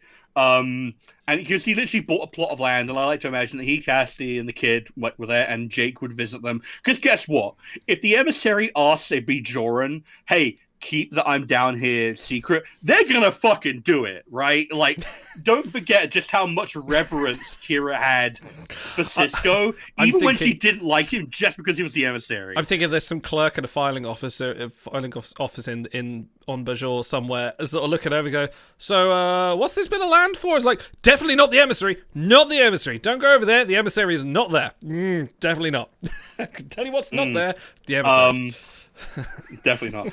And the other thing, so it seemed implied that Jake was connected with them perhaps directly. So yeah, that's the other another interpretation, is that Ben was still present in sort of like a omniscient form.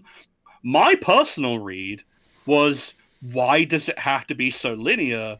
He says, I could come back yesterday. It could be that he's experiencing time in the wormhole in the Celestial Temple. And then just like the other emissary, that the false one who came through the wormhole, and they jumped like 200 years or whatever, he will come back, and then time will warp imperceptibly around him because he's a non-linear being. And he's always been back. Like, yeah, exactly. He was always back, and he was never back. Yeah, like, there's so many different ways to rationalize it and make your peace with it, and I feel like they leave it. I feel like leaving the kid off of the family tree was a wink at the camera. Because there's so much love and attention paid to everything else, I feel like that was deliberate. Yeah. But more than anything else, I think it was a really lovely piece by Tawny talking about the meaning of Ben as a character to people like her, who it's important for people like her. Like Whoopi Goldberg talked about it with Michelle Nichols, of seeing people who are like you in spaces you want to be in, reassuring you that they can be your spaces as well. And the meaning of that for Sam is so lovely. Yeah. That's so heartfelt. It's, and we get Dax. And we do get a new version of Dax, also played by Tawny Newsome. Do you know what? I didn't even know it was fucking Tawny Newsome the whole episode. It wasn't until I saw the credits I did at the very end. What? I did not clock at all. They did such a good makeup job, and I was just like, and they got. But also, and I don't know why, and it might just be me. I don't ever consider Tawny Newsome to be that tall, but she actually is really tall. Because she played on Strangely World, I think because she was up against freaking Anson Mount and Ethan Peck, also and Boimler, who are all giants. Who are all very tall. So I assumed she had like a smaller frame, probably because of Mariner on lower decks. But yeah, a little bit self-indulgent making a Dax. But do you know what? I'm fine with it. It's a one-and-done cameo, and I'm fine. That's where Dax. I really liked the moment where Sam reads Anselm or opens Anselm, and she has. And I'm going to say it's a prophet experience. The Anselm is essentially an orb. She had a prophet vision with Jake. And I kind of love that. And that's the only interpretation. And then a lot of people saying it's like, oh yeah, she made it up with Data in her head and she was like reading it, and then analysing the text as if she was speaking to Data through the book. And that's also really sort of like poetical and nice as well. But I kind of think like, because they deliberately shaded the screen yellow a little bit as well and kind of treated like a prophet vision in order to get, for Sirach to turn around and go, hey sis, and it's just like, oh, this is just... We're there. I've melted now. I am a puddle on the floor. It was just so beautifully emotional, and like we were talking about, it's like the first like 3 or 4 episodes of the season are very, very Caleb heavy. Then we get the Jaden episode, then we get this episode, and like especially because it starts off with like Sam as like the hyperactive like sugar candy kid with like the whole screen filters and everything, which goes a little bit too OTT. But that's the point.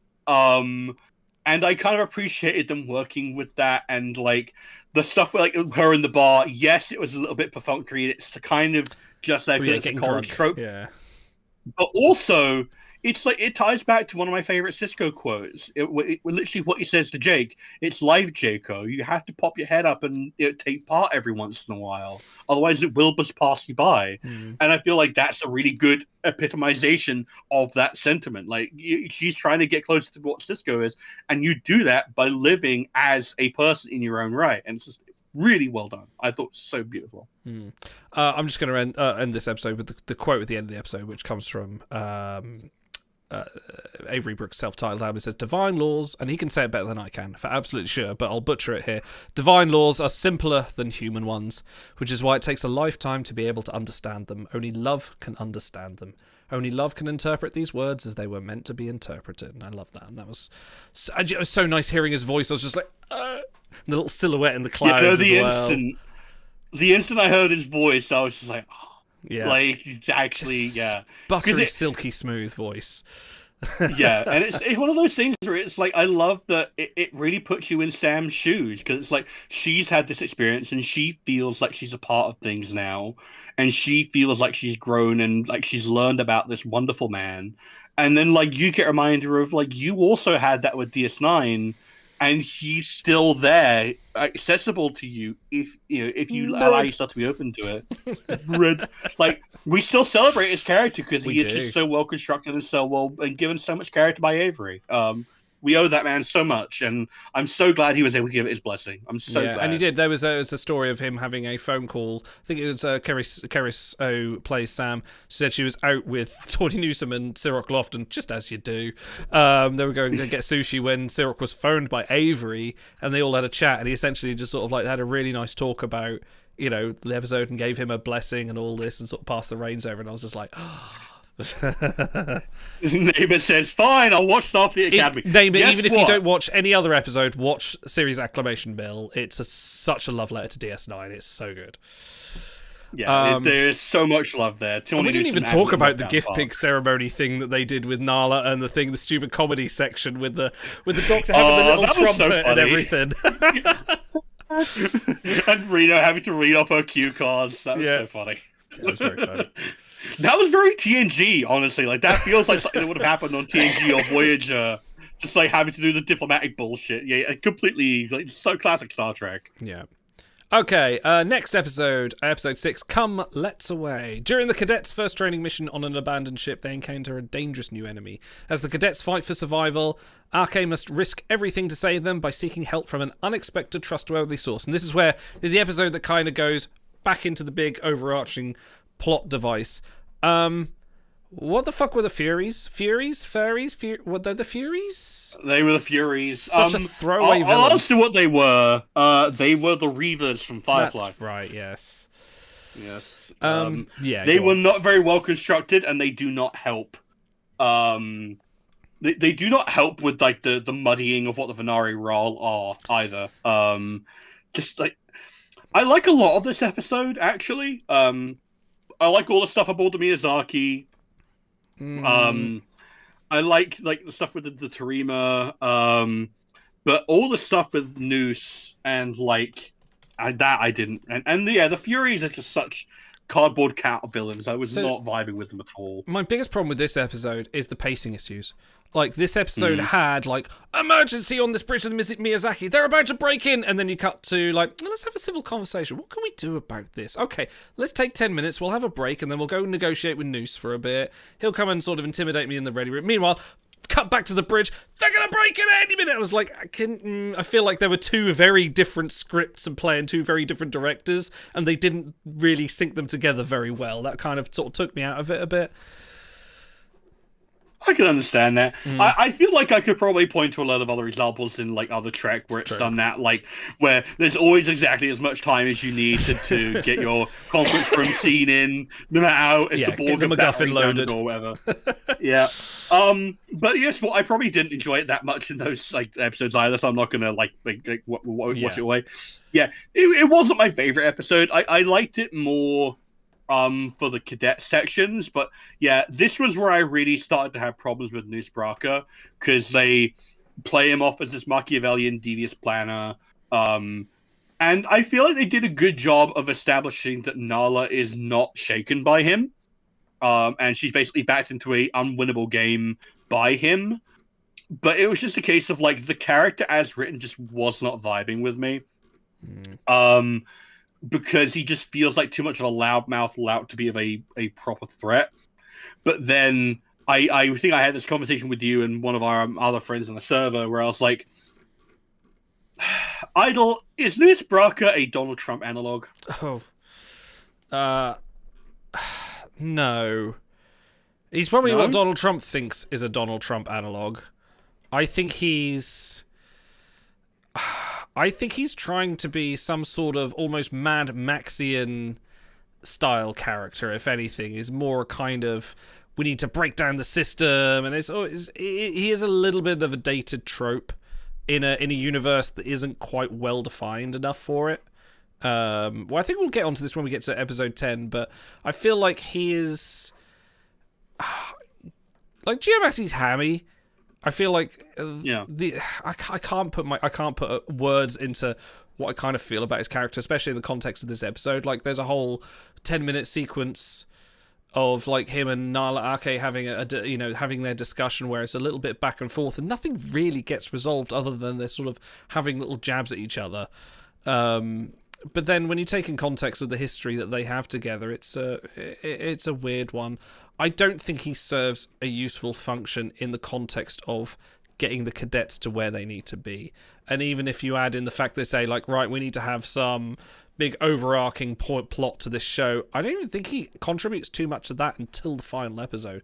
This is just hey guys, remember this guy? He's still here, and he's evil, and his ship full of people that maybe an Empire, maybe not, have double-crossed us once again. Silly Federation. I'm just going to read some of my notes. So I wrote that once again a ship full of Starfleet trained officers get outpaced by the cadets and a load of villains. Like, because this is Starfleet, as much as you want to say they got wiped out by the burn, they are actually competent, or they're maybe not. The fact that Discovery came in and outpaced everyone, even though they were 1,000 years from the past. It just seems like there's incompetence all around, and maybe they need to sort of go back to the Academy. I didn't like some of the dialogue in this episode. A couple of examples I put here: Betazoids are Betazoids. We sense stuff, and also like looking for a needle in a haystack made of needles. I was like, those feel like real bad lines. I have to say, I actually say that. Oh. I say that. I say. No, but it's completely. It communicates exactly what I mean. If I'm looking for a needle in a stack of needles, guess what? It's even harder than looking for a needle in a stack of in a haystack. I just pick because out a at needle. least hay feels different. Well, yeah, I'm sure you do. Groggy. This'll do, needle. They killed the cool Vulcan guy it as wasn't well. my favorite episode. Why did they kill the cool Vulcan guy? He was awesome. He's a dick, Well, but he's because awesome. well, here's the thing. Like, I know that it sucks, but it's also a case of that is a well-documented trope in which you build up a character, kill them, and that spurs on other people's development. Yeah. Which is what the next episode is about. This was not my favorite episode. I thought this was a bit of a lower point after the Jaden and Sam episodes. Yeah, like those two knocked out the park. This one was a bit of a and I think I'm with your point about it doesn't advance the cadets' story. It's mostly about advancing Caleb's story, really. Which I don't. And here's the thing: it did advance it, but like I said, we were not working with Caleb at this point. I think it took a few more episodes for it to come to that. Okay, I've got a question for you. What did you feel about Tarima going all scanners on the Furies? I thought that was kind of cool. Interesting, but I didn't quite get how it worked. She had that link with Caleb, but then she could also give him her abilities. It was a very, I could understand if she sort of projected from the ship, but it kind of came out of Caleb, and that kind of confused me a little bit. I was a bit like, this seems... Well, is it because if I put this in X-Men terms so you understand... okay, go on. Yeah, so you know how Scott Summers and Jean... me, always. Okay, fine. That might be a better line. So, if Scott Summers and Jean Grey have a psychic rapport, right, ever since the Dark Phoenix saga, and that means that they are psychically connected no matter where they are in the universe. So if Jean Grey sends a telepathic pulse through the rapport and uses Cyclops as a relay, boom, from Cyclops' position. Okay. And that's essentially what happened with Tarima and Caleb, is she was doing her telepathic bullshit, used Caleb as a relay, boom. More bullshit. And that's why she was on the bridge telepathically. She was not actually there, obviously. Yeah. And she was using Caleb as a relay, which I honestly thought should have fucked him up a bit. Because I can't imagine that would have felt good. But I think they probably felt that would get in the way, considering the fact that they killed off Barbie and injured Sam as well in that. Oh, that's right. Yeah, she gets. That leads on to another plot point, doesn't it? She gets shot, and I felt really that was rough watching her get shot. Yeah, of all the characters, it's the sweet innocent one we just fell in love with. Yeah, that would have been a dick move to kill her right there, which they kind of do. But anyway, not my favourite episode. We'll get into that. Let's go to the next one. Cosine. As the cadets return home from their first school holiday, they must choose between what their families expect of them and their own dreams for the future, including an aspiring captain who's secretly willing to risk everything to rewrite her own past, and an aristocratic cadet called to serve his planet way before he's ready. Okay, listen. How many freaking cultures in Star Trek are going to have infinite range transporters, and Starfleet is still going to go, nah, violates the Prime Directive. Not just go, can we have that, please?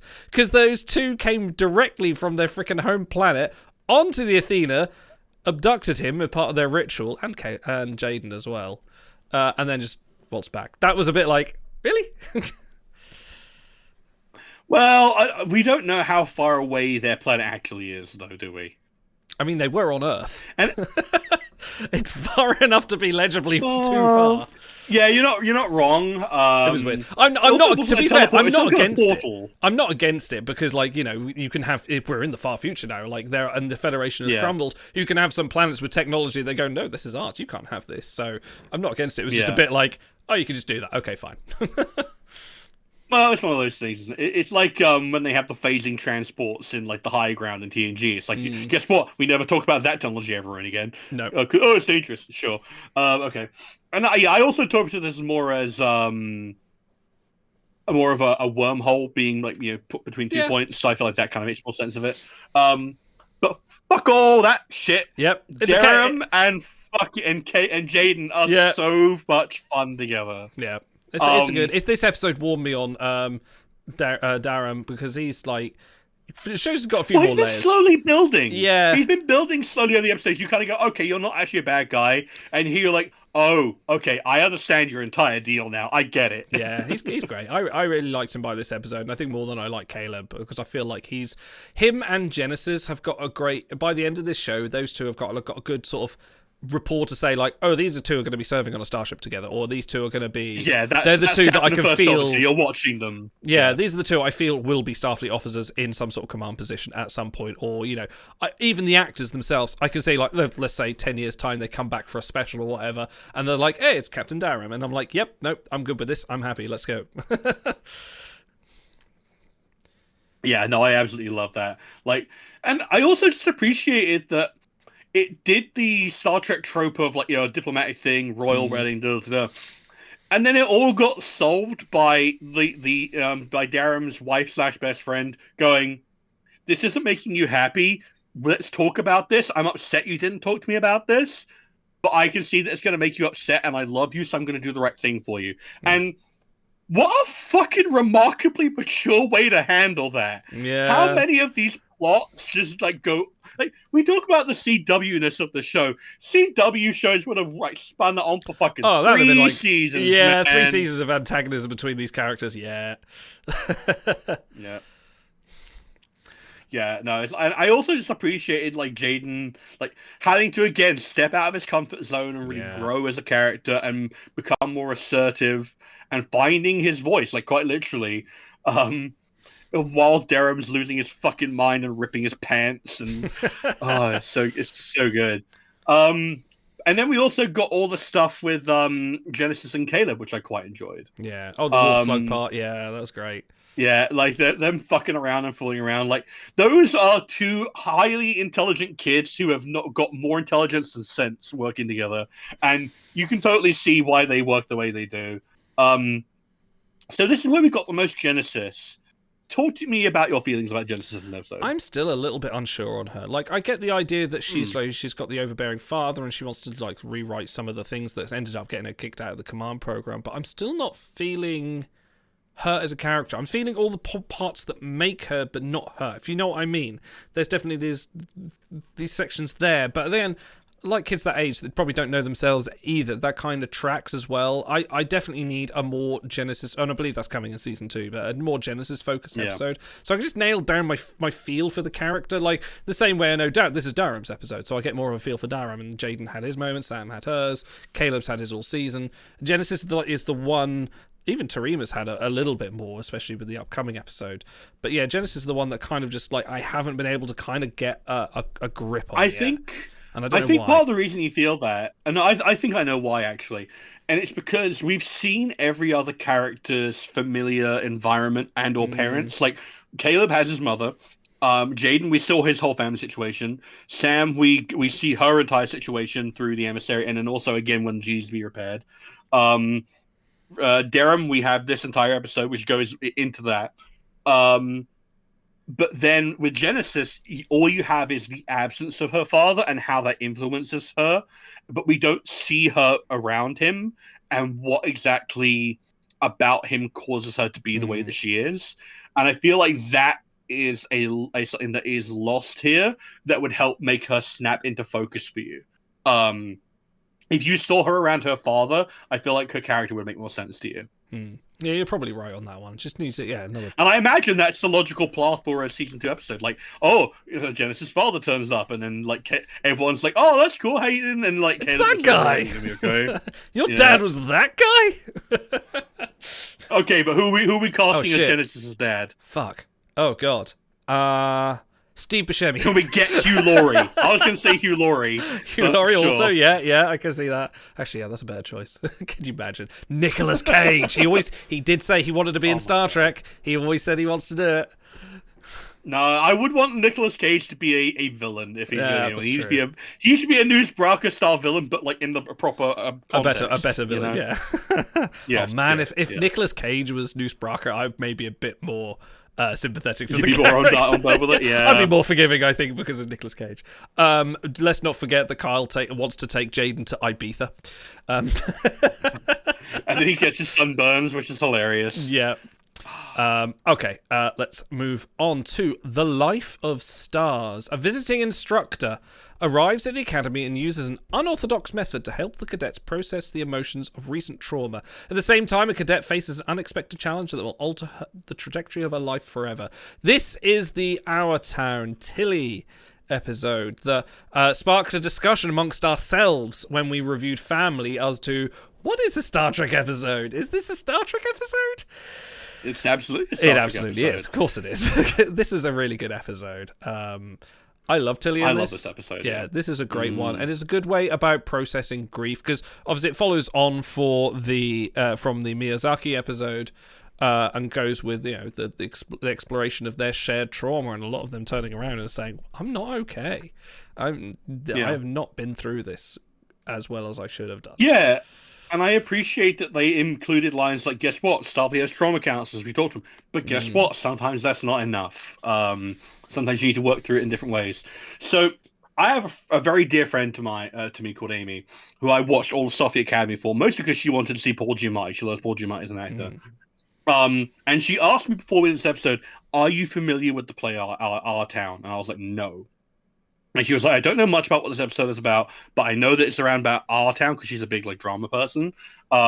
So this is going to be heavy, and it was.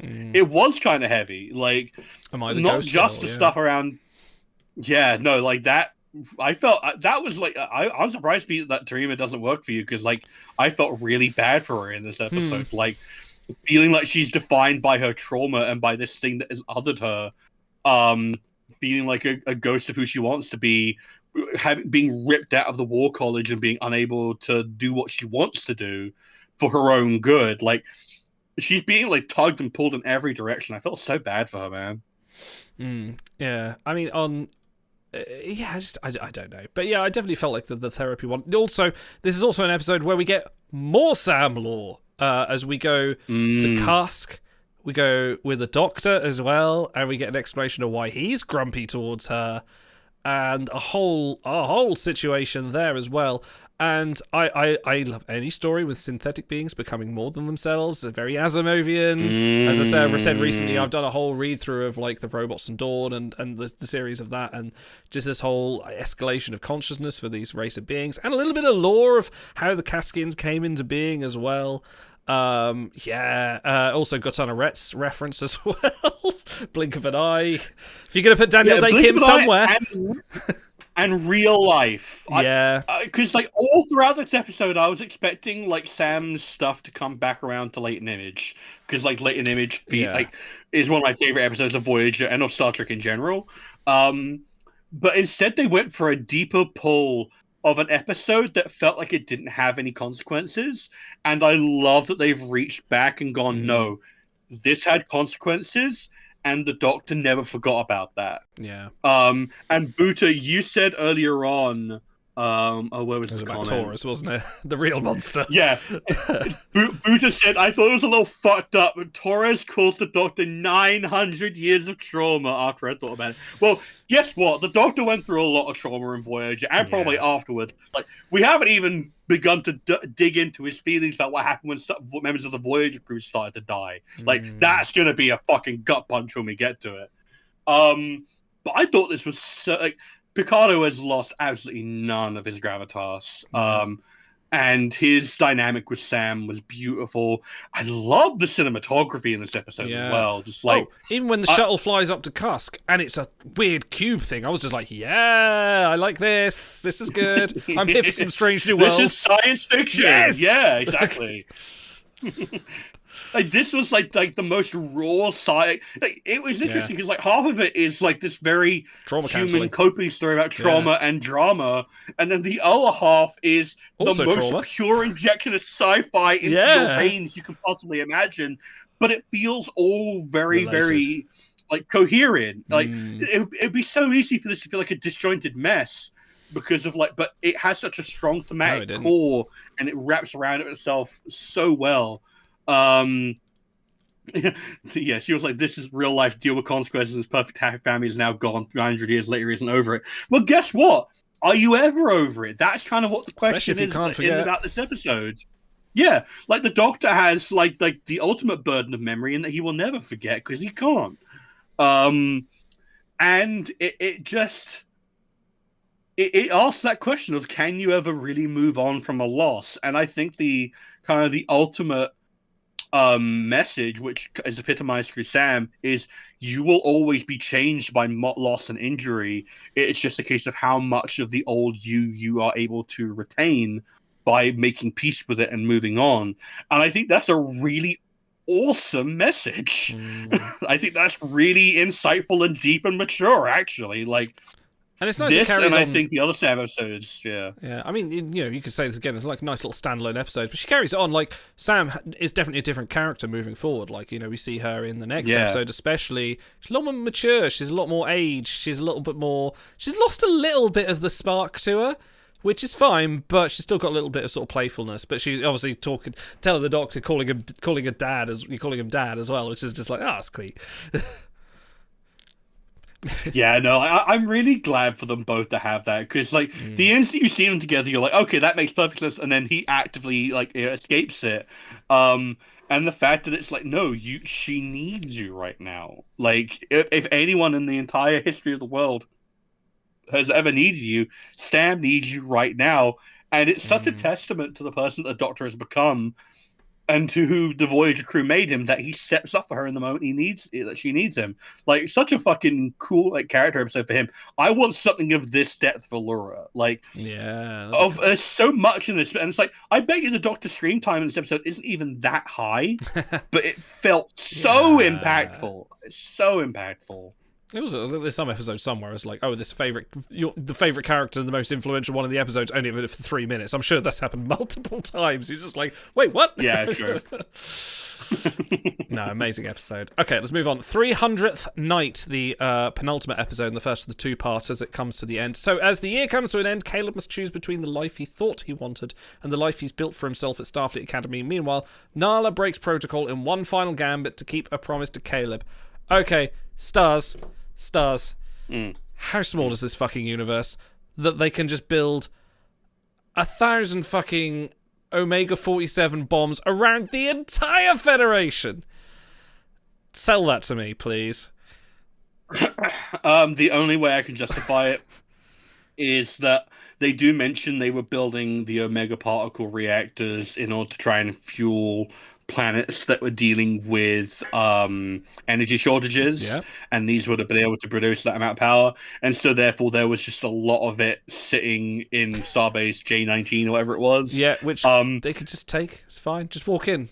Well, yeah, I think they do establish that a ship did get destroyed, I think it was. Well, it was the ship that got diverted away from the Miyazaki, wasn't it? To the Miyazaki. That was the one that's guarding the space. But, like, how fucking inept is Starfleet? How, by the way, Omega 47, the most destructive force in the frickin' universe. One starship in a lab that we're just not going to worry about. It's just, it kind of bugged me that Starfleet is so inept. It's really annoying. But I will forgive that, because Starfleet have a track record of being somewhat inept when people can just waltz in and steal stuff. Like, you know, the Marquis can just waltz onto the Enterprise and steal a load of medical supplies, even when they needed to. And they're just like, everyone's just kind of like, looking the other way. No one files a report or anything. Well, I mean, to be fair, if you're talking about preemptive strike, that's explicitly something they allow them I know, but I was still, But because I think I agree that it does add to the ineptness in the scene. That it's like, it is such an egregious breach of security, and the idea that you didn't have an entire fleet, or like I've seen you play Star Trek Armada, and the amount of phaser turrets you build. Yeah, it's like you aren't getting better stations. Fuck you. Are you telling me that you have like fucking Omega mines just sitting there, like a billion Omega reactors capable of destroying the entirety of civilized space? I bet if they all exploded at once, you'd fucking tear a hole into another universe, and there was one ship guarding it. Like, come on, guys. Yeah, no security or anything, and just some upstarts in the like. Yeah, it was a bit bad. But I also, you know, I can maybe hand wave that one away and go, okay, maybe the I keep calling it Devanani Ral. That was the villain from a TNG episode. The fucking Venari Ral. You know, maybe they're actually full of expert hackers. Fine, whatever. I just cannot get my head around the fact that they managed to put all these fucking mines around the fucking galactic light years worth of space without anyone realizing, and it just I don't know. It just kind of, and you even get the visualization of the wall. And I know you can have like stylistic content, but that was the bit that just made me go, really? And I'm forgiving of Discovery for the end of world situations. Okay, season 1 was the Klingon War. I don't mind that so much. Season 2 was Control. They dealt with it fine. Season 3 was just Discovery. There was no end of the universe thing. Season 4 was the most excellent resolution to that conundrum. It wasn't galaxy ending. It was just a bit of misunderstanding. And season 5 was just a big epic adventure. So I always go against the criticisms that every season has a universe-ending threat. However, this one did, and it sucks. Yeah, and it again suffers from the fact that we were never really told what the actual capabilities of an Ral are. Yeah. So it feels like an ass pull. It's like, I'm sure you can tell me in the universe that it's justified, but like, yeah, like Overtide points out, Google out turns that space is big. Really big. If you had communicated to me that the Venari Ral were an empire capable of doing this shit, I would have understood more that they would be able to keep. But the fact that there's such an actual big failure to exposit on the nature of your big villain, and you spent all this time fucking around with Newsbraka, like, come on, guys. Like, it feels like a big problem. Do you want to talk about the other problem I have with this episode is the big sci-fi trope of a lot of other series of having a big alien marketplace scene just full of weirdos, and, you know, it's in Star Wars, Firefly, whatever. You can't expect someone to walk in a canteen. It's all set in a big warehouse. There's someone frying some sort of rat-looking thing. People are poking things they shouldn't. There's the Starfleet cadets, and they're all trying to hide and be incognito, but actually you can tell them from a mile away. That's a bit like, oh, okay, so this is our Broken Bow alien planet. It's Rigel 1 all over ago. At that point, it's such an original sin, though, isn't it? Yeah. Like, everyone's done it. I feel like I feel like they kind of get away with it at that point. It is very tropey, though. Like, the Outer Rim. Literally are in the Outer Rim of whatever we are, the Federation. Yeah, like I feel like like the Venari Ral really do just completely like mess up. Like it's such a bad way to handle it. I'm trying to think what else happened in this episode. We get Tatiana back. So Caleb reunites with his mother. Yes. Who's great. Tatiana Maslany. If you've never watched Orphan Black, go watch Orphan Black. Even She-Hulk. She's amazing in She-Hulk. Like I love Tatiana. She's such a good actress. I do feel she's kind of she's okay. Like in this character, what's her Thingy Mir? What's her first name? Anisha Mir. Anisha Mir. I don't feel like there's too much to Anisha Mir that warrants the use of Tatiana, or paying that much money for Tatiana Maslany. I feel like she's sort of a bit. I don't know. Is Tatiana Maslany that expensive? I don't think know. She is. She's been in Marvel. Like she's going to be appearing in Marvel. The next an Avengers film at some point. So. I mean, to take your point, like Charlie Cox, who has been Daredevil for like however long now, was doing voice work in indie video game. Oh, I know. I just made 3. So. Oh, okay. I feel like her acting capabilities, but like this. I feel like she was a name that's brought in for the name, as opposed to sort of filling a character that isn't much of a character here. Oh, not in episode 9, but I feel like you get a lot of her. You get more in 10, but not here as much. But she's fine. So that's kind of like is most of the episode, with the nod and the wink from Nala Ake to say like, oh yeah, totally not going on this covert mission and separating the saucer and going off on our own. By the way, we're not going to take a Starfleet crew with us. We're just going to take 2 cadets who hid away. Yeah, a little bit of a problem there. Well, I mean, to be fair, I think they do justify it with, this is technically a secret mission or whatever, but it's straining credibility a little bit. They made a big point of having Becky Lynch in, like, at least get her back, come on. Yeah. This is where we get a lot of the resolution with Caleb, though, where he finally decides to kind of start choosing Starfleet from this point on. Yeah, he does. Which is good. Yeah, and I do appreciate that scene where he tries to take a tear on everyone. And like he does a decent job of taking shots on them because he knows them so well.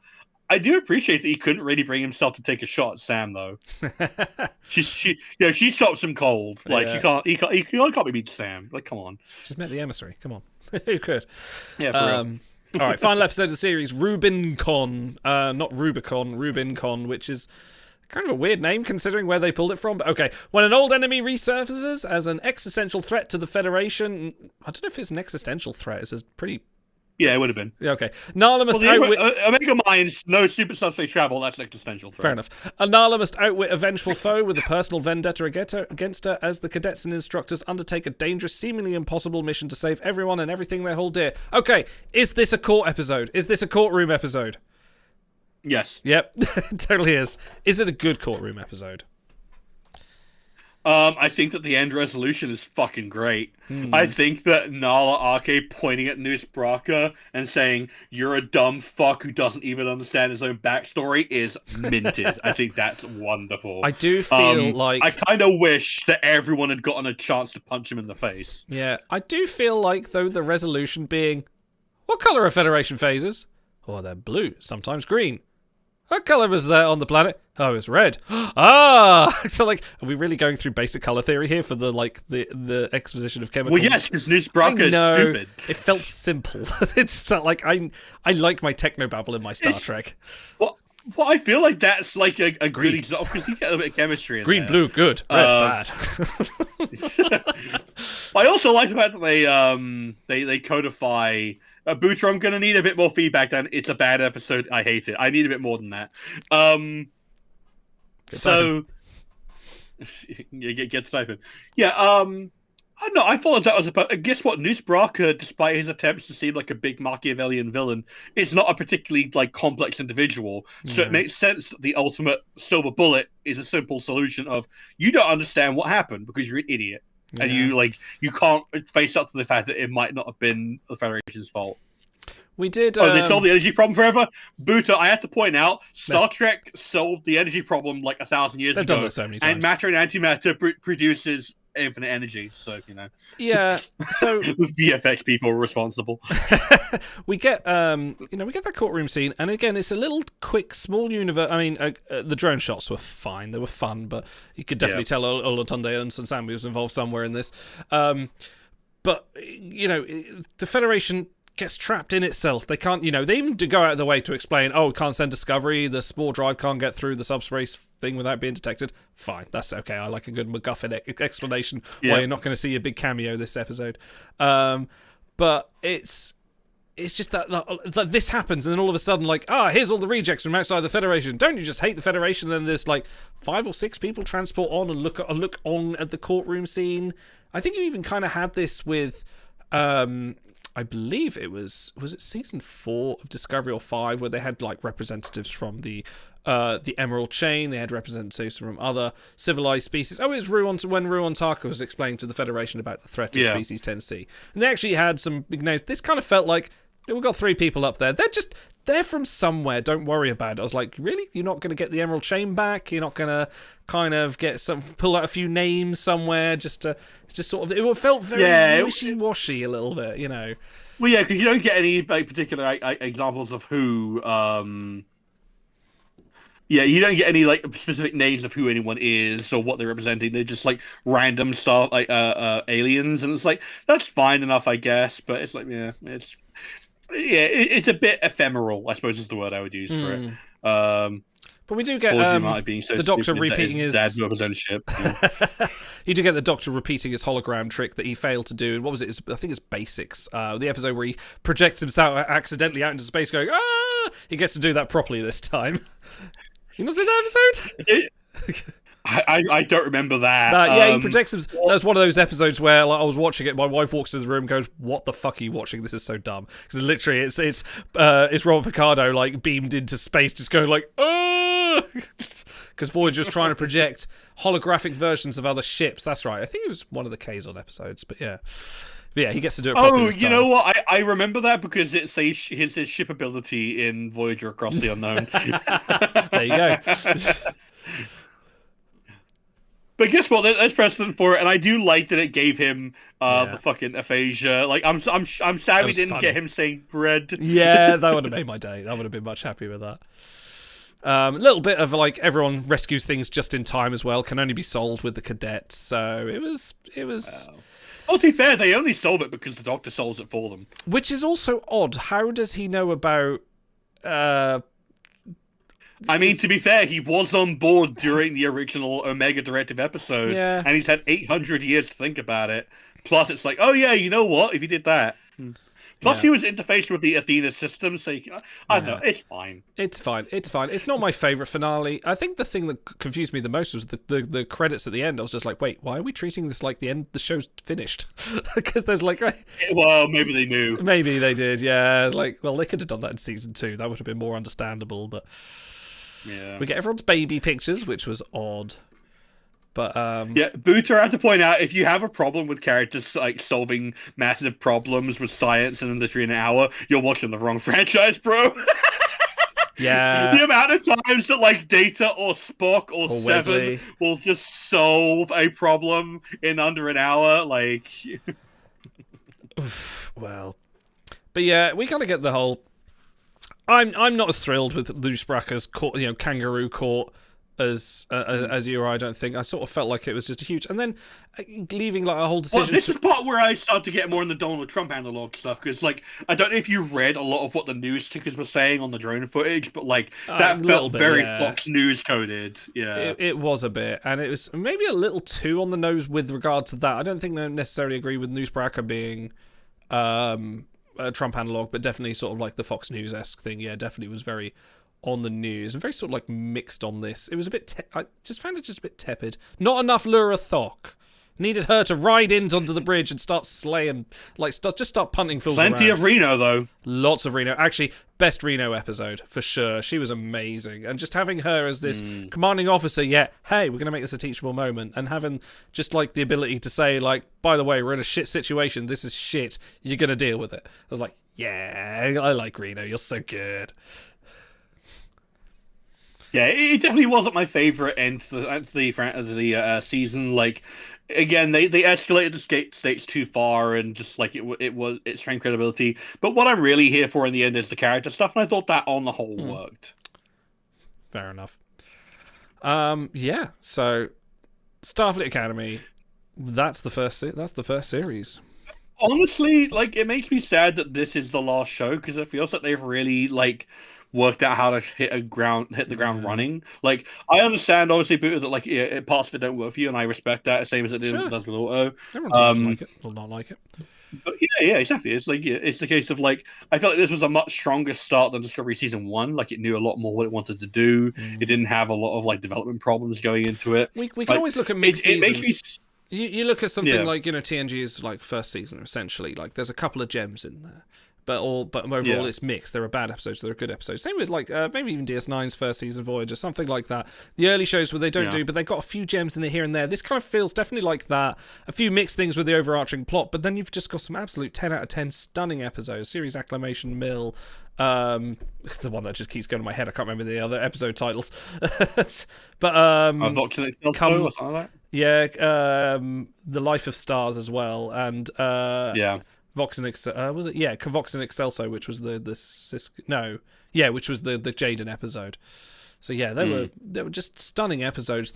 And again, it's a case of I can put them on, I can watch them today, and I'll be like, yep, that's great. That's some fucking good Star Trek. That's some good meaty. I'm going to chew on that Star Trek for a while, and it enhances the lore of the era as well. And I kind of felt like the 32nd century is starting to get its identity, and it's because every sort of era needs its style, its theme. Like TOS have its, and even the movies have their own sort of theme. TNG through to Voyager has its style and the approach the way they did it. Even Enterprise, in its own rudimentary way, has its own unique thing that sets it apart from the other 90 shows. And this kind of did sort of have, from Discovery through to this, so sort of started establishing the 32nd century as an entity, regardless of the fact that we don't know how many unknown empires manned by a crew of one are out there. All right. So, what do you want out of Starfleet Academy season 2? Okay. One more Genesis. I want more Genesis. I'd like just to work out what the fuck. I want more of those standalone episodes. The thing is that you talk about like a college show. I want like slice of life episodes. That's the kind of perfect point to have them. Them dealing with class issues and then having it relate to like a real world problem or a moral lesson, which is essentially the essence of Star Trek. I want things like that. I'd like some more Doctor. Always want more Doctor. I want more Lura Thok. I kind of want more of everyone apart from Terima. Yeah, really. I'm not bothered about Terima. I really don't care. But I'll take more Sam, more Genesis, more Holly Hunter as well. Yeah.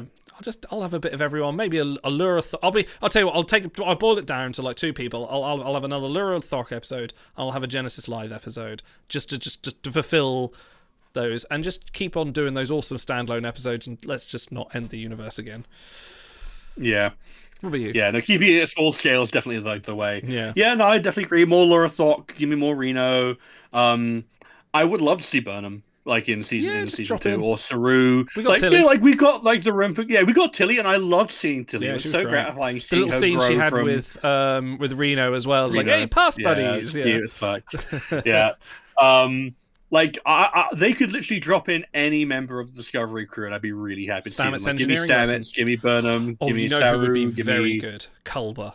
Culber would be amazing. He's literally the best character to put in this, because he's just a font of wisdom and advice.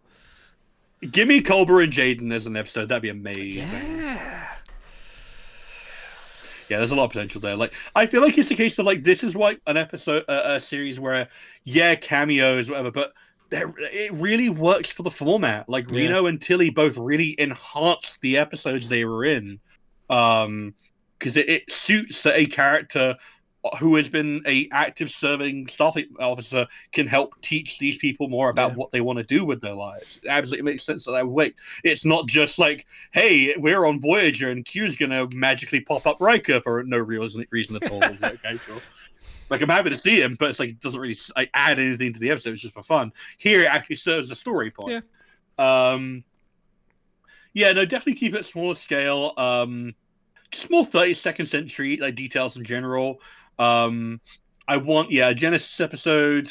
I want more on Darum.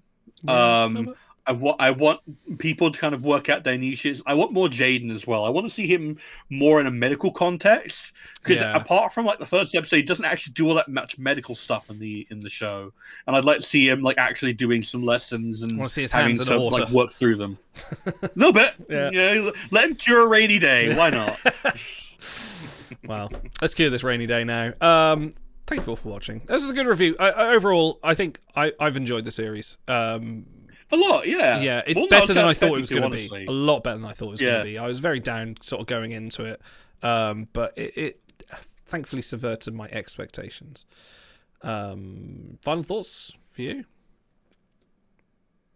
Give me more Laura Thork, Riot. Give me the restaurant date between Laura and Jet. I want to see that conversation. Make that a short trek. Yeah, exactly. My gosh, it's not moving. It's spaghetti, darling. Right, thank you all for watching. We'll be back soon. We've got some treks we're going to put in the schedule soon. And we're going to have some more information about the charity show coming out. Slightly different as we normally do it, but we're going to be picking charities as well. So we'll put a poll up soon so you can pick who we're going to put all this wonderful money towards. As always, we'll see you soon. Live long and prosper. And ta-ra. Ta-ra. So, this is what we've decided. Lisa gets you Tuesdays and Fridays. I get you Mondays and Thursdays. We, alternate Wednesdays and weekends. Hold on, I don't think I'm old enough to hear this kind of thing. Ladies, good day. Romano, good luck. You can return my car in the morning. If you can still drive, I'm taking the bus.